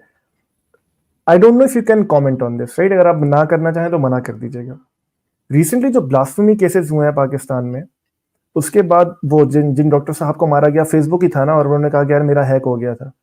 The story you are telling me Pakistan के कॉन्टेक्स्ट में, मतलब, और इसको अगर मैं अगेन कॉन्स्पिरेसी थ्योरी, इसको मैं अलाइन कर लूं फायरवॉल से, कॉन्स्टिट्यूशनल अमेंडमेंट से, तो हम तो टाइम बॉम्ब पे बैठे हुए हैं. मतलब डिलीट करके, मतलब कर दूं, चले जाए, कहां चले जाए. See, this is what the world of technology is bringing us on to.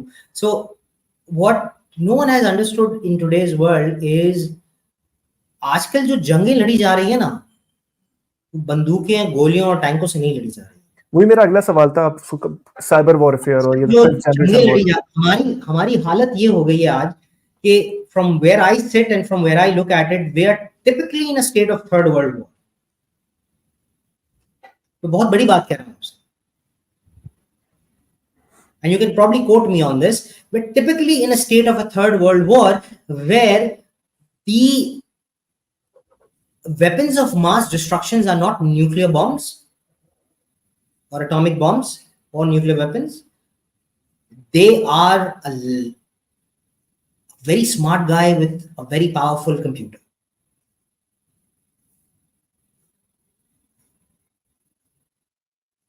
हम जो भी कंप्यूटर सिस्टम बनाते हैं उसमें कोई ना कोई बग हमेशा होगा, प्रॉब्लम्स रहेंगे, and it's a constant thing that we build it, we improve it, we find out issues, we build it, we improve it, and it's a constant cycle ये चलता रहता है. That's part of it. But when you start exploiting it for various XYZ reasons without any accountability for it, that's dangerous. That is very dangerous. मैं आपको एक example देता हूँ. Do you follow sci-fi thrillers? मैं just to give you context ताकि आप उसको और डम डाउन कर सकें, I do work on media, लेकिन मैं अपने सोशल मीडिया हफ्ते में एक बार 10 मिनट के लिए खोलता हूँ. That's it. नहीं, सोशल मीडिया कैसे कोई लेना देना नहीं है. This is actually a movie. It's actually a movie. It's a sci-fi thriller. What's the name? मैं लिख लेता हूँ, मैं सारी मूवीज देखूंगा. It's called Jack Ryan, Shadow Recruit. Okay. Right? It's a movie, and वो मूवी जो है ना आपको डेटा की पावर का बताती है. अगर आपको, I'll give you a premise of that for everyone's understanding and a very simple thing. So there is this Russian oligarch, right? उसने US करेंसी के ऊपर शॉर्ट किया हुआ है. You understand what a short is? Right? उसने US currency के ऊपर short किया हुआ है. अब उसने करना क्या है? वो कर रहा ये है कि he is planning a terrorist activity in a hospital. एक कैजुअलिटी हुई है, एक पहले उसने कैजुअलिटी क्रिएट की है, उसके बाद जब वो कैजुअलिटी हॉस्पिटल में आए, now he is planning a terrorist activity in that hospital. और जैसे ही वो टेररिस्ट एक्टिविटी ट्रिगर होनी थी, उसने अपना शॉट जो था ना वो एग्जीक्यूट कर देना. This would have taken the US currency into a free fall and their economy would have just gone out the window in a matter of a day. उनकी करेंसी वर्थलेस हो जाती. You are not fighting a war with battles and bombs. You're fighting a war with information and data. और ये पूरी चीज इस तरह से स्ट्रक्चर की हुई थी. It was right there in your sight. It was right there in people's sight, but no one could figure it out. आप इस बात से अंदाजा नहीं लगा सकते. हमें जो ये बैंकर्स कहते हैं ना, ड्यू डिलिजेंस करना है, ये करना है, वो करना है, माजरत के साथ Pakistani banks don't even know the concept of due diligence.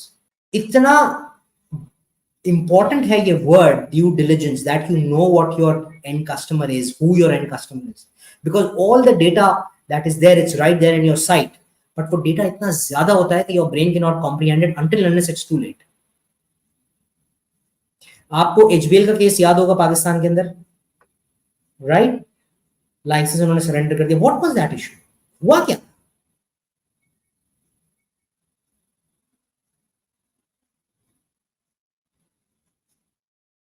Any idea? नहीं, मुझे नहीं आइडिया. गो अहेड प्लीज, मुझे लगा बात करेंगे. So उसमें हुआ ये था कि the due diligence structure of the organization working outside in the US failed. वो काम पूरा कर रहे थे, सारे कागज पूरे थे, कोई कागज में गलती नहीं थी, कागज का इश्यू नहीं था.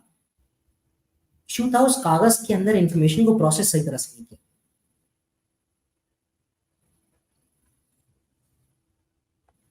वो सिस्टम्स इन प्लेस नहीं थे जो कि उस इंफॉर्मेशन को कोरिलेट करके आपको बता सके कि इस चीज को देखो यहां गड़बड़ है.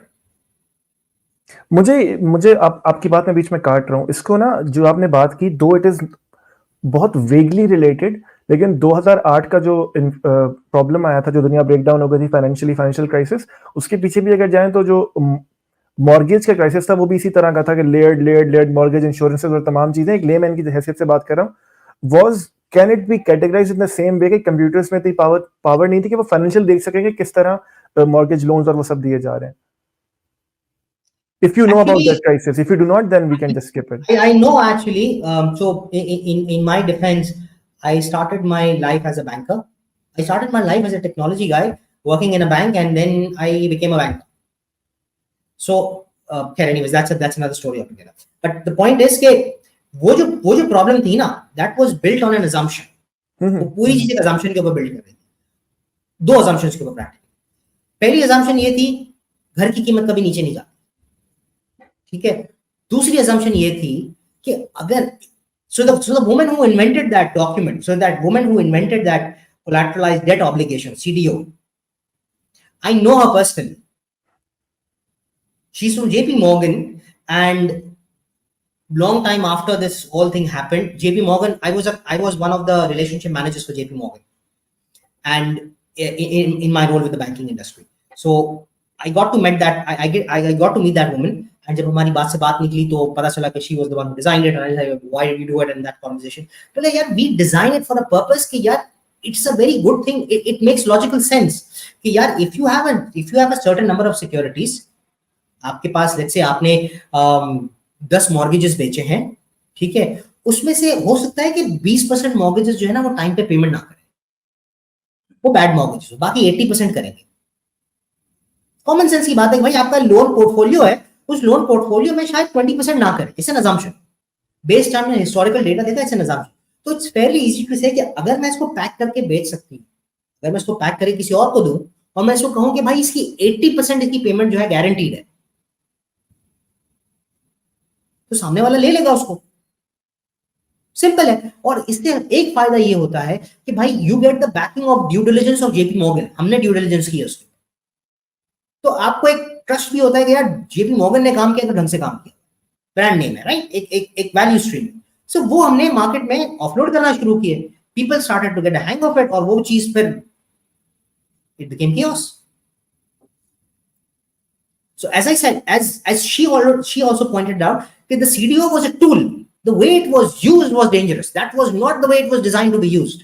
It was designed as a risk management tool. आपने उसको उठा के एक अलग ही चीज बना दी।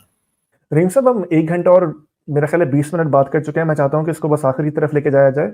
आखिरी 2 सेक्शंस में मैं बात करना चाहूंगा। और बात कर सकते हैं, ये इतनी इंफॉर्मेशन आई कैन 40 घंटे और बात कर सकते हैं। I have so much to I certainly see that। कभी आपने मौका दिया तो हम दोबारा बहुत स्पेसिफिक चीजों में बात कर सकते हैं, बट मैं चाह रहा हूं कि इसको हम एक ही लेंस से फिलहाल देखने की कोशिश करें। वो ये, अभी हमने इमरान खान के दौर में बहुत बात सुनी 5th जनरेशन वॉरफेयर की, फिर अभी आपने भी साइबर वॉरफेयर की बात की, हमने ये सुना है कि अब now big data is the new business, right? ये cyber warfare, 5th generation warfare, ये होता क्या है?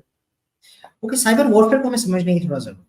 सो what happened was during the last 50 years, or let's not say 50 years, during the last 25 years, a lot of things got automated. हम automation की तरफ इतना गए, we started talking about self-driving cars, हमने बात करना शुरू की, यार हमारे पास automated homes होने चाहिए, हम घर में एंटर हो तो हमें सेंस करके वो बत्ती ऑन हो जाए, वाओ ब्यूटीफुल, यानी कि मेरी गाड़ी दरवाजे पे पहुंचे तो मेरा घर का दरवाजा अनलॉक हो जाए।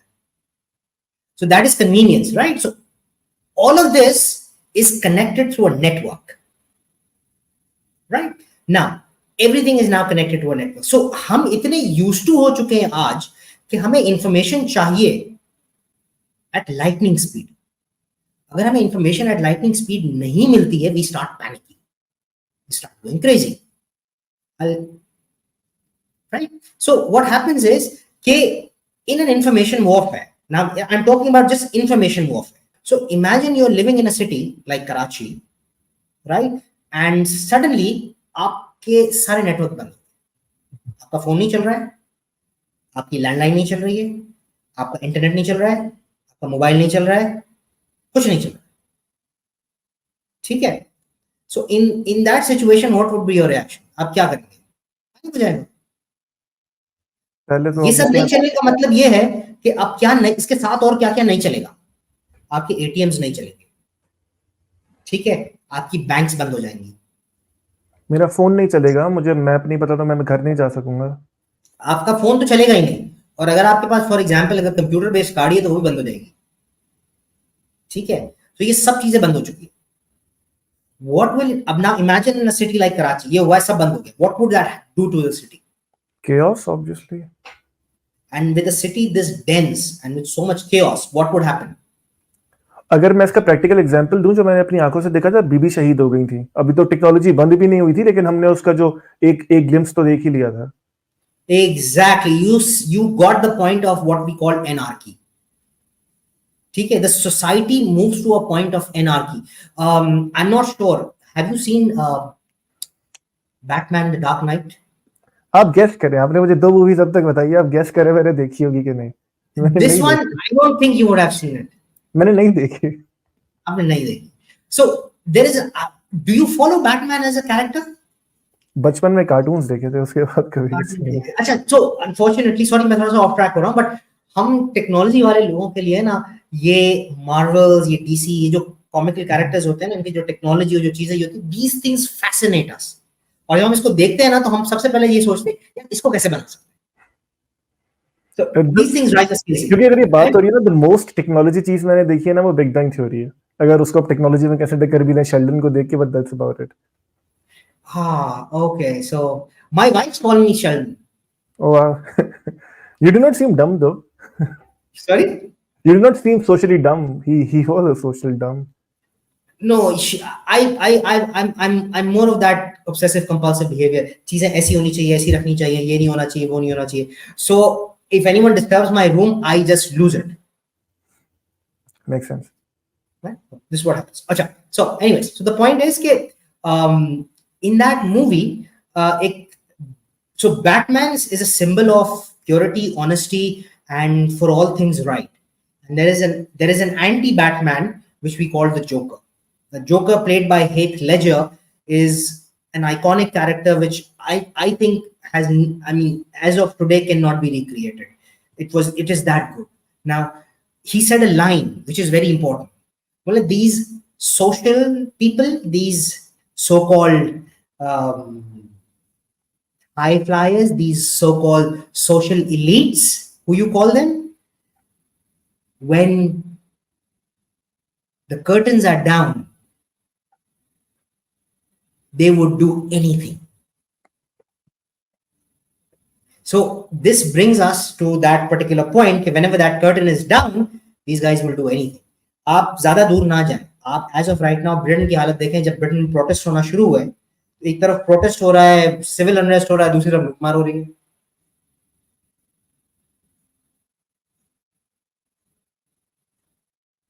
बीबी शहीद के टाइम पे भी आपने, पता नहीं आपको मालूम है या नहीं मालूम होगा, कि जो एटीएम्स लूटे गए थे. मैं उस टाइम पे, मेरा जिंदगी का पहला जॉब इंटरव्यू था. उस very day, it was my life first job interview. My father drove me. I did not know how to drive a car.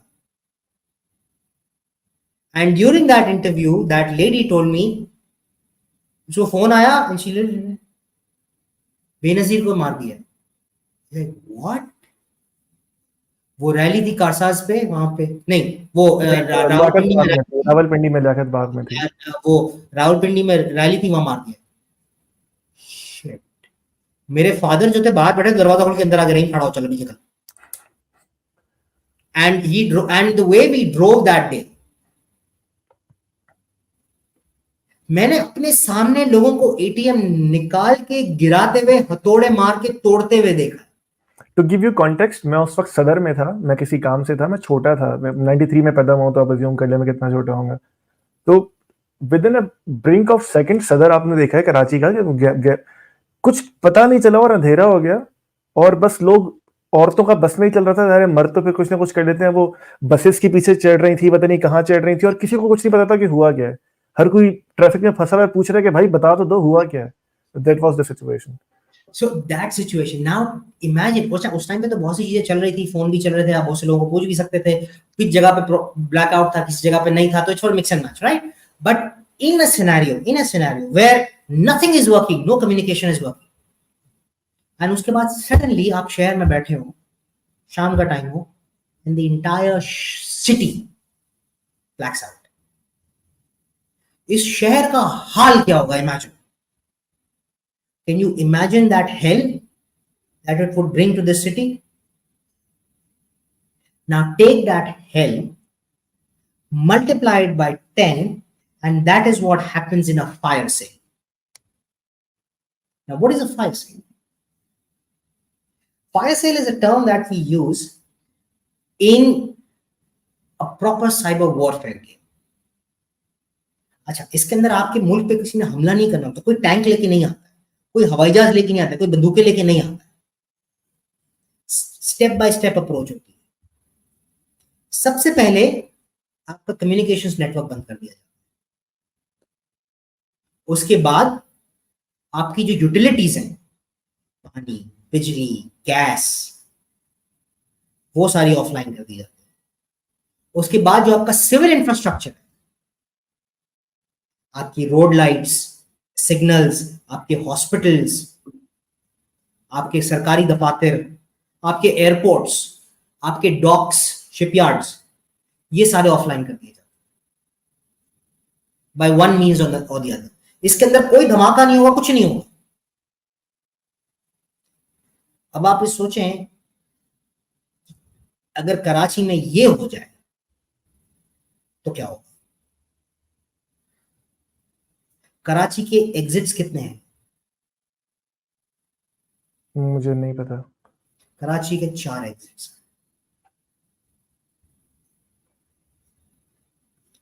People would come on the roads and they would start flocking towards the exit. शाराय फैसल जो आगे सीधा जाती है national highway की तरफ, फिर आपका पाकिस्तान रोड जो है वो जाता है आपका सुपर हाईवे की तरफ, वहां तो जैम लगा होगा। पीपल वुड स्टार्ट थिंकिंग कि भाई हमला हो गया है, भागो। And what would that chaos do?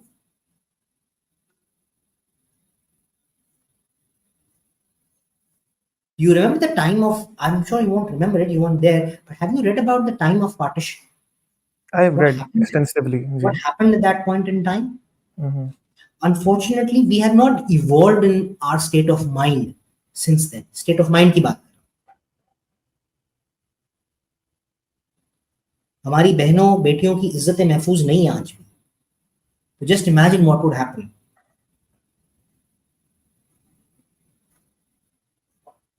Make sense. इसको अगर मैं जोड़ना चाहूँ, सॉरी आप इजाजत दीजिएगा मुझे, अगर मैं इसको जोड़ना चाहूँ, अगर आप जिस तरह हम ये मूवीज में अक्सर देखते हैं ना कि इंटरनेट एक्सेस बंद कर दिया गया, हर कोई पोर्ट्स की तरफ भाग रहा है, किसी को समझ नहीं आ रहा पर्च की सूरत हाल है, इसी को अगर मैं इस एक्सट्रीम लेवल पे ना लेके जाऊं, मैं चाह रहा हूँ इसको मैं और एक्सक्लूसिव समझ सकूं।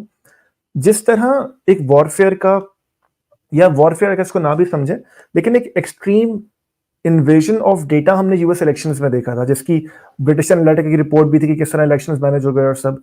एक तो आपने एक्सट्रीम मुझे एग्जांपल दी ना, ये छोटे लेवल पर, ज़ाहिर इतने छोटे नहीं लेकिन उससे कंपैरेटिवली छोटे लेवल पर ये जो इधर साइबर इंटरवेंशंस होती हैं, अगर ये भी आप मुझे समझा सकें, जिन लोगों को नहीं पता उनके लिए अगर आप मुझे बता सकेंगे ब्रिटिश एनालिटिका की रिपोर्ट क्या थी, किस तरह इलेक्शंस मैनेज हुए थे और तमाम। देखिए, इलेक्शन मैनिपुलेट किस, ओके अंडरस्टैंड। अच्छा, आपको यूएस के कॉन्टेक्स्ट को समझने की जरूरत। यूएस के कॉन्टेक्स्ट में ना 3 मेजर सेक्शंस हैं यूएस। एक जो है which is extreme right, Republicans, एक है एक्सट्रीम लेफ्ट, डेमोक्रेट्स, और कुछ लोग हैं बीच में, स्विंग वोटर्स कहते हैं उन्हें। ठीक है, जिसको हम अनडिसाइडेड कहते हैं, जो कभी इधर खिसक जाते हैं, कभी उधर खिसक जाते हैं। जंग होती है अनडिसाइडेड के ऊपर, जंग होती है इस अनडिसाइडेड के ऊपर। ये अनडिसाइडेड कौन लिखे? जो मेरे हैं वो तो मेरे हैं, उसकी तो मुझे फिक्र नहीं। अब अनडिसाइडेड को अपने फेवर में कैसे लाया जाए, सवाल ये है, ठीक है। तो फेसबुक क्या करता है? फेसबुक करता ये है कि फेसबुक आपके बिहेवियर को स्टडी करके आपको कंटेंट देता है। तो what if I can study your behaviour and give you that content myself? What Facebook does is Facebook keeps us engaged as end product. So we are not the end product, our attention is the end product which they are selling. They are selling our attention. They sell our attention and they make money out of it. And the good part is we don't get anything from it. That's the irony of it. Anyways, so now what if I could use that same mechanism which Facebook does, and I could figure out what your interest is, and then I can communicate that information to you which persuades you to come in my favor. That is the entire story of that process. By the way, that same organization was about to be used in Pakistan's election as well. Deal बनी नहीं। हमारे election वैसे ही manage हो जाते हैं, क्या कर रहे हैं फेसबुक पे जाके। सर मैं अब रिकॉर्डेड पे है, आई नो दिस बिकॉज उस इंफ्रास्ट्रक्चर को ले करने के अंदर मेरा भी हाथ। चलें फिर मैं अपने ISI कॉन्टेक्ट्स को आपका नंबर तो पहले दूं ना। उनको पता है ऑलरेडी। खैर ये दूसरी तरफ चली जाएगी, अब टॉपिक पर आ जाए, दोनों ही फंस जाएंगे। I've actually worked with all of these guys. I've designed things for them. I've made tools for them. I've presented them with a lot of ideas, and I know their mental capability. The current people that are in the position which they are, I've sat down with them across the table. I know their mental capability. And that is why I nowadays I don't watch television, I don't watch news, I don't do anything. I just stay in my room and this is my world. What you see around me. I don't go out. I can't go out because of my leg as well. I can't move by that much. But even if I could, I won't. I'm that much disheartened with the state of this. खैर now just to move to the end, right? अभी recently हमने देखा, I don't know कि उसको हम cyber security के साथ link कर सकते हैं या नहीं, जो लेबनान में हुआ। लोगों के कॉन्टेक्स्ट के लिए कुछ पेजर्स वहां पे जा रहे थे हिजबुल्लाह के लिए। Okay, right. अच्छा, और इजराइल ने उसमें कुछ चिप्स की पता नहीं खुदा जाने कैसे डाली और वहां पहुंच के वो फट गए। आपको पता है इसके बारे में क्या हुआ होगा? Your expert opinion. I know the company who did that actually, because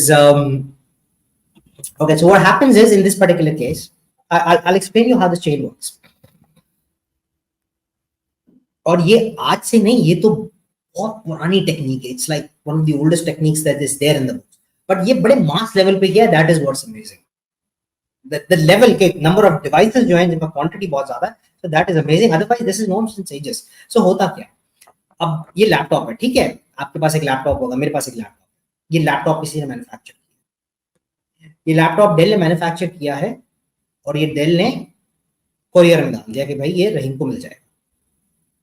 The person who is watching me knows कि I have ordered these laptops और ये कंपनी मैन्युफैक्चर करके मुझे दे दी है।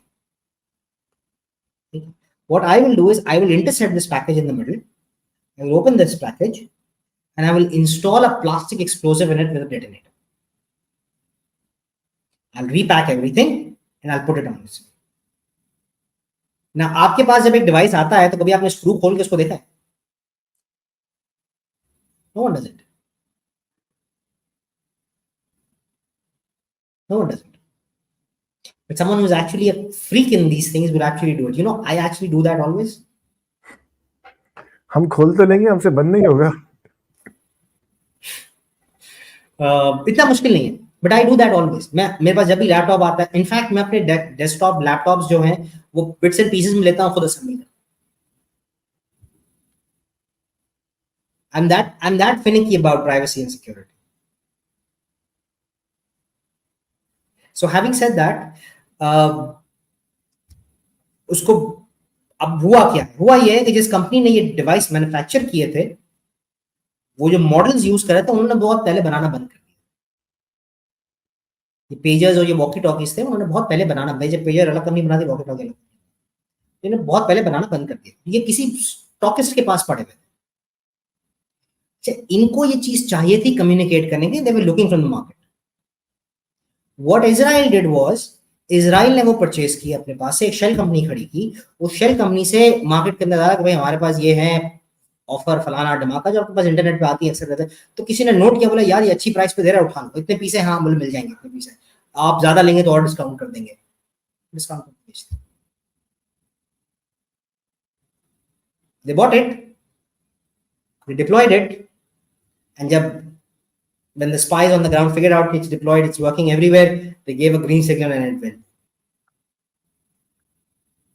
इसमें मुझे दो चीजें बताइएगा, फिर मैं चाहता हूँ कि इसको खत्म करें, हम काफी देर हो गई, आपका मैंने वक्त लिया। वो ये कि जो सिचुएशन आपने प्रेजेंट की from a political and warfare lens, ये मुझे बहुत ओवर सिंप्लीफाइड लगती है, एंड सॉरी फॉर दिस। इतनी ही सिंपल है ये, इतनी ही सिंपल है। मतलब मैं नहीं, जेन्युइनली मेरा आर्ग्यूमेंट सुने आप, मैं एंटी स्टेट एक्टर हूँ इसराइल के लिए, दूसरे मुल्क में बैठा हूँ, मैंने पेजेस लेने ताकि प्राइवेसी कॉम्प्रोमाइज ना हो, मैं फेसबुक पे जाके रेट देखूंगा कि मुझे कौन सस्ते पेजेस दे रहा है? Like seriously?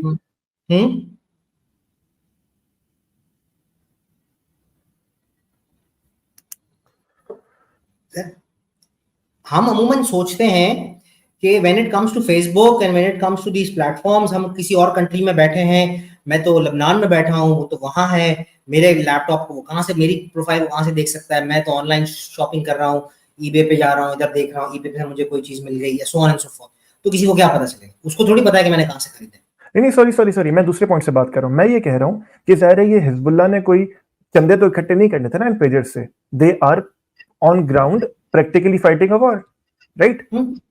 अगर वो अपनी वॉर की कम्युनिकेशन के लिए, एक तो पहले मुझे जनरली नहीं समझ आ रहा, राइट? जनरली आप मुझे समझाइएगा कि यार मैं शायद कोई अपने इंजीनियर हायर करूंगा, इसको छुप कर कहीं किसी बंकर में बनाऊंगा, मैं एक तो इंटरनेट से ये खरीद रहा हूँ, तो ये बात मुझे समझ नहीं आती वॉरफेयर के लिए। एक सेकंड, आपको अंदाजा है कि मैं अपने इंजीनियर्स हायर करके बंकर में बनाऊंगा, उसका खर्चा कितना आएगा? I know, but when you are fighting a war, जब आपके पीछे ईरान हो, मतलब you're talking about is an ideal condition. This is what US thinks always. ये वो सोच है जिसके साथ यूएस अपनी डिफेंस स्ट्रैटेजीज बनाता है, ठीक है? तभी लॉकहीड मार्टिन के जितने एम्प्लॉइज हैं जो उनके टॉप सीक्रेट प्रोजेक्ट्स पे काम करते हैं, उनको हिलने नहीं देते अपनी जगह से, बादशाह की तरह रखेंगे, लेकिन यहां से हिले गोली मार देंगे, not literally of course but figuratively. The point is कि this is a thought that this should be there, but that's an ideal scenario where you have tons of money to spend. You are not the right person to ask, लेकिन just for viewers जो इसमें interest होंगे, I would love के जरा देखें, Iran से पैसे आ रहे हैं, हर जगह से पैसे, मतलब it is a whole world, पैसे तो आ रहे हैं, ऐसा दुनिया के पैसे नहीं है उनके पास।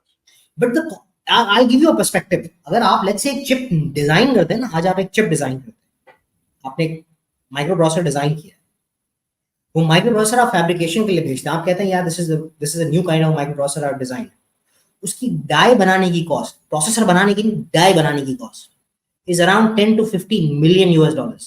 Oh wow. इस वक्त दुनिया के अंदर 3 बड़ी ताकतें जंग कर रही हैं, China, India and US. Russia नहीं है इसमें। And you know what they are fighting on? Semiconductor manufacturing facility. You know how many are there? Total 8। And you know एक कंपनी है जो दुनिया की 70% चिप सप्लाई करती है, कौन सी होगी वो? No idea. Taiwan semiconductor manufacturing corporation, TSMC, जिसके ऊपर चाइना गिद्ध की आंख लगाए बैठा है कि ये कंपनी तो मेरी ही है। And US is dead scared because US की सारी चिप्स TSMC के पास से आती है। US TSMC has all the fabrication, blueprint, everything. और आपको पता है ये चिप बनाने की जो फैसिलिटी है, इसको एक टूल चाहिए होता है, वो दुनिया में एक ही कंपनी बनाती है।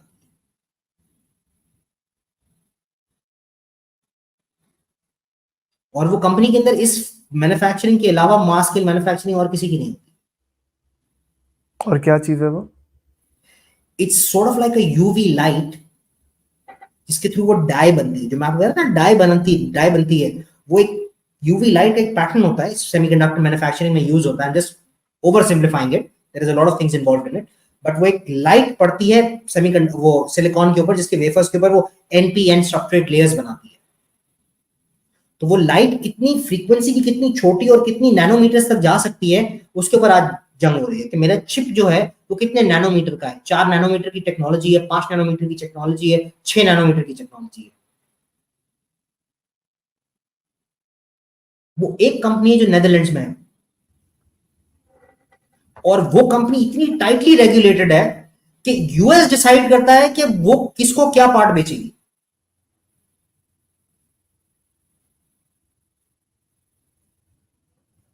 वो tightly, I would call it regulated, I call it hijacked. India को उससे इक्विपमेंट खरीदना है ना. इंडिया ने बहुत पहले सेमीकंडक्टर मैन्युफैक्चरिंग करने की कोशिश की थी. That experiment didn't go well. Now they are doing it again. There are only few countries in the world that can actually manufacture semiconductor chips, microprocessor, computer chips. If you control the chips, you control the world. Your next iPhone model will not be released if tomorrow TSMC says, sorry. अभी recently मैं चाह रहा था इसे खत्म करें, but you brought a very good point. मैं क्योंकि when you said chips and nanometers, phone ही मेरे जहन में आए थे, बिकॉज मैं वहीं तक सोच पाता हूँ, मुझे टेक्नोलॉजी ज्यादा नहीं पता. बट अभी रिसेंटली 1-1.5 साल पहले सेमीकंडक्टर चिप्स यहाँ पे नॉर्थ अमेरिका में काफी कम हो गई थी. लैपटॉप्स नहीं बन रहे थे, फोन नहीं बन रहे थे, गाड़ियां नहीं बन रही थी. लाइक हर कोई कह रहा था कि चिप्स में कोई शॉर्टेज है. Do you know about this? क्या हुआ था? Yes, क्यों वो हुआ था? कोविड के टाइम पे हुआ था. एक्चुअली कोविड के टाइम पे हुआ ये था कि ये शटडाउन्स के चक्कर में प्लांट्स बंद हो गए. क्योंकि प्लांट्स बंद. अच्छा, these semiconductor manufacturing plants work around the clock. There is no stoppage. Staffs work in 3 shifts, right? और ये ऐसे प्लांट नहीं होते जिनको शट डाउन करके क्लीन करने की जरूरत. ये अंदर से ही बहुत साफ होते हैं. ये इतने साफ होते हैं अंदर से कि हम गंदे होंगे अगर अंदर, हम अगर ऐसे ही चले गए तो प्लांट गंदा हो जाएगा. तो हमें भी सूट पहन के जाना. ये इतने साफ. सो उस टाइम पे चूंकि ये शटडाउन हो रहे थे, स्टाफ लॉकडाउन में था, नहीं पहुंच रहा था, तो चिप्स के अंदर शॉर्टेज हो गई थी. और वो शॉर्टेज ऐसी हो गई थी कि now they wanted to figure out कि यार अब किसको सप्लाई करें, किसको ना करें. तो प्रायोरिटी डिसाइड. अच्छा, लोगों के ऑर्डर्स जो है ना वो 2 साल से पड़े हुए होते हैं. मैं आपको एग्जांपल देता हूँ. अभी आईफोन रिलीज हुआ है, आईफोन 15, सॉरी आईफोन 16 रिलीज हुआ. 16 आईफोन 16 के अंदर A18 की चिप लगी हुई. ये A18 की चिप की डिजाइन जो है 3 या 3.5 साल पहले कंप्लीट हो चुकी थी और ये TSMC को फैब्रिकेशन में जा चुकी थी. आईफोन की नेक्स्ट चिप्स जो है वो ऑलरेडी डिजाइन है, वो फैब्रिकेशन के लिए रेडी है. अभी सिर्फ उसके बाहर के फीचर और बॉडी डिजाइन करना बाकी है. इतने लंबे वेट टाइम्स होते हैं. सो RISC-V की जो चिप मैन्युफैक्चरिंग है, if my costing is right, if I am not making a mistake, मेरा दिमाग सही चल रहा है, may be I'm not absolutely sure on this, but that one die is costing them around 72 or 73 million $.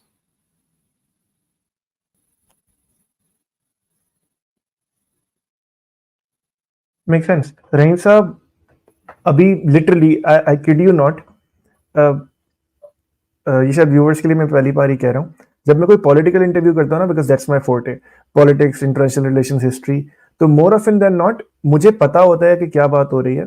I can anticipate कि दूसरा क्या जवाब देगा, और I have a lot working on, इसलिए मेरे हाथ में पेन है, because I constantly writing notes and stuff, right.